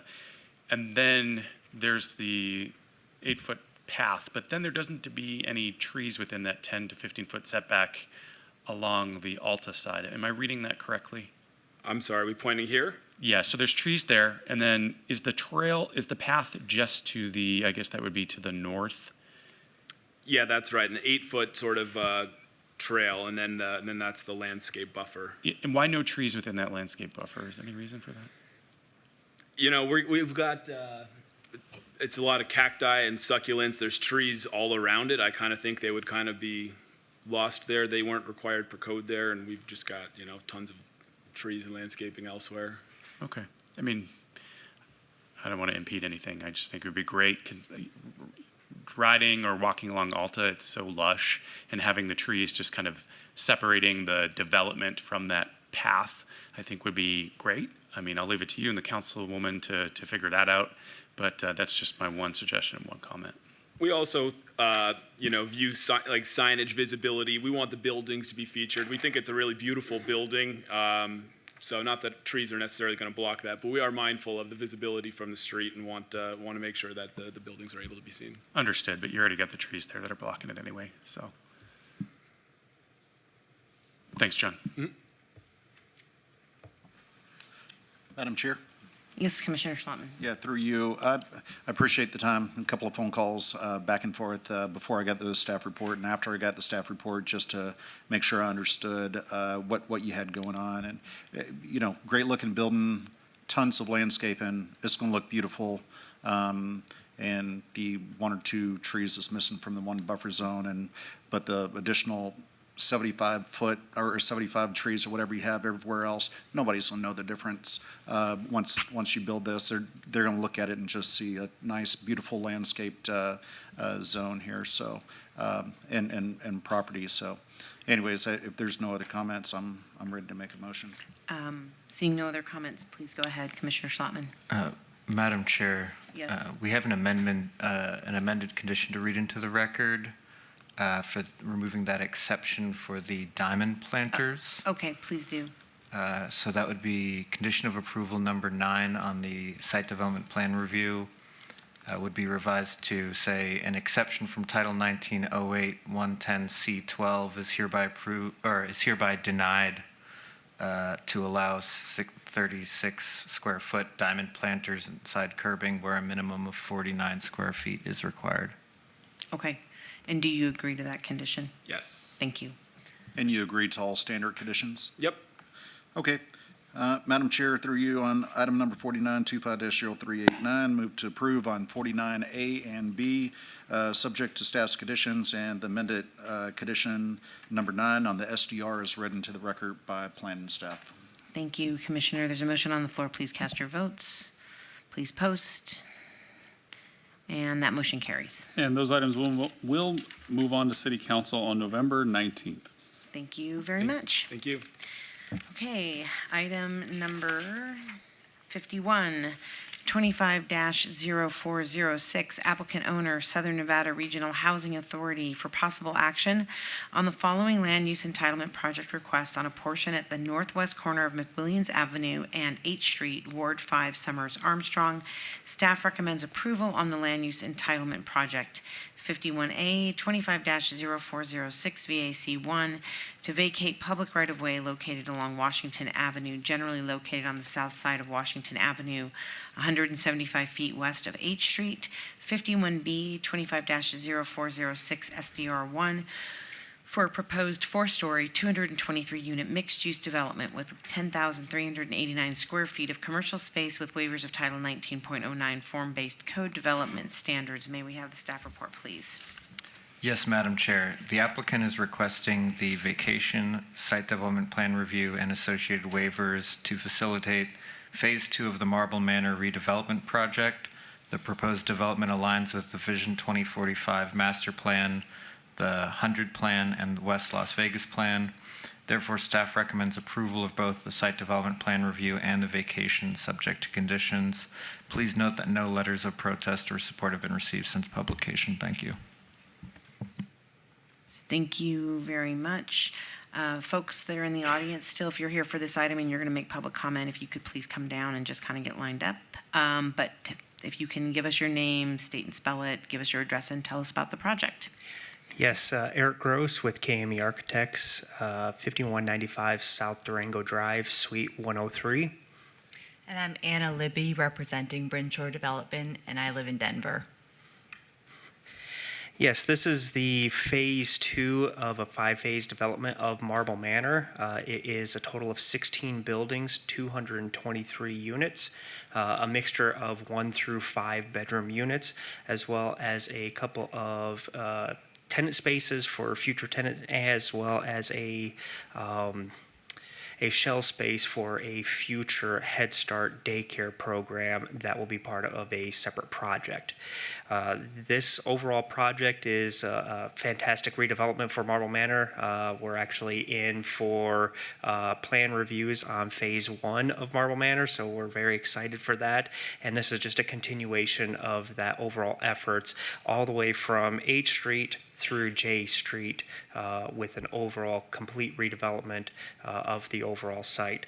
And we actually have several different renderings here kind of showing what that overall space looks like. Again, we have a variety of different buildings that are being developed here, from quadplexes, townhome style rentals, 3-story, as well as 4-story rental spaces throughout. So it's a very unique and very exciting space that we're trying to help revitalize a rather underdeveloped area of the historic West Side, and just again a very well thought out continuation of that phase 1 development as we continue through phase 5 as we start moving further and further west. So we agree with all of the staff recommendations and ask for your approval.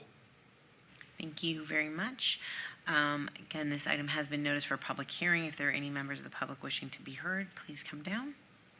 Okay, seeing none, I will close public hearing. I will pass it back over to the commission, starting with Commissioner Munford. Thank you, Madam Chair, through you. Yeah, I think this will be a great project for the area.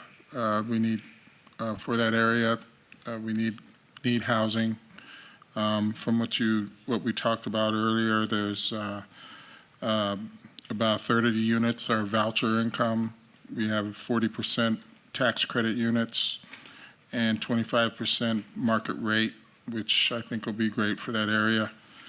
And then, on that site, there'll be the retail that you mentioned on the corner, but it sounds like there'll be other retail spaces in the next phases as it goes on. The only question I had is kind of about the security issue in terms of some of those units that are ground level. That's the only concern I had with this project, in terms of possibly, I don't know if some of those units on ground level could have some type of pre-wiring for security, for access areas with the windows and the doors.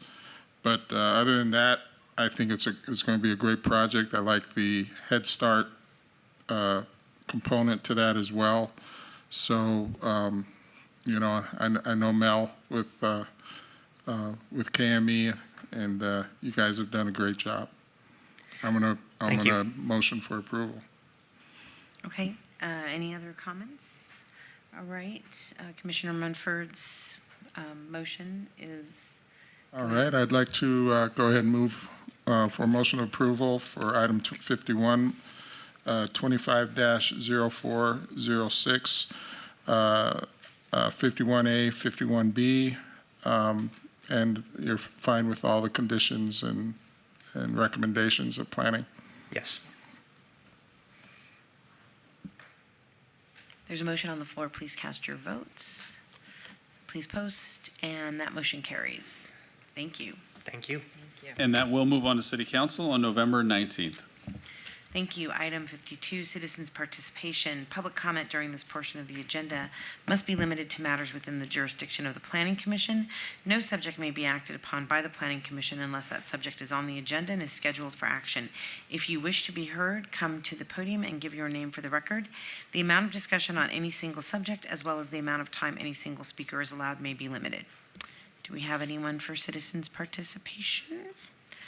Okay, seeing none, I will close citizens' participation and adjourn our Planning Commission meeting for tonight.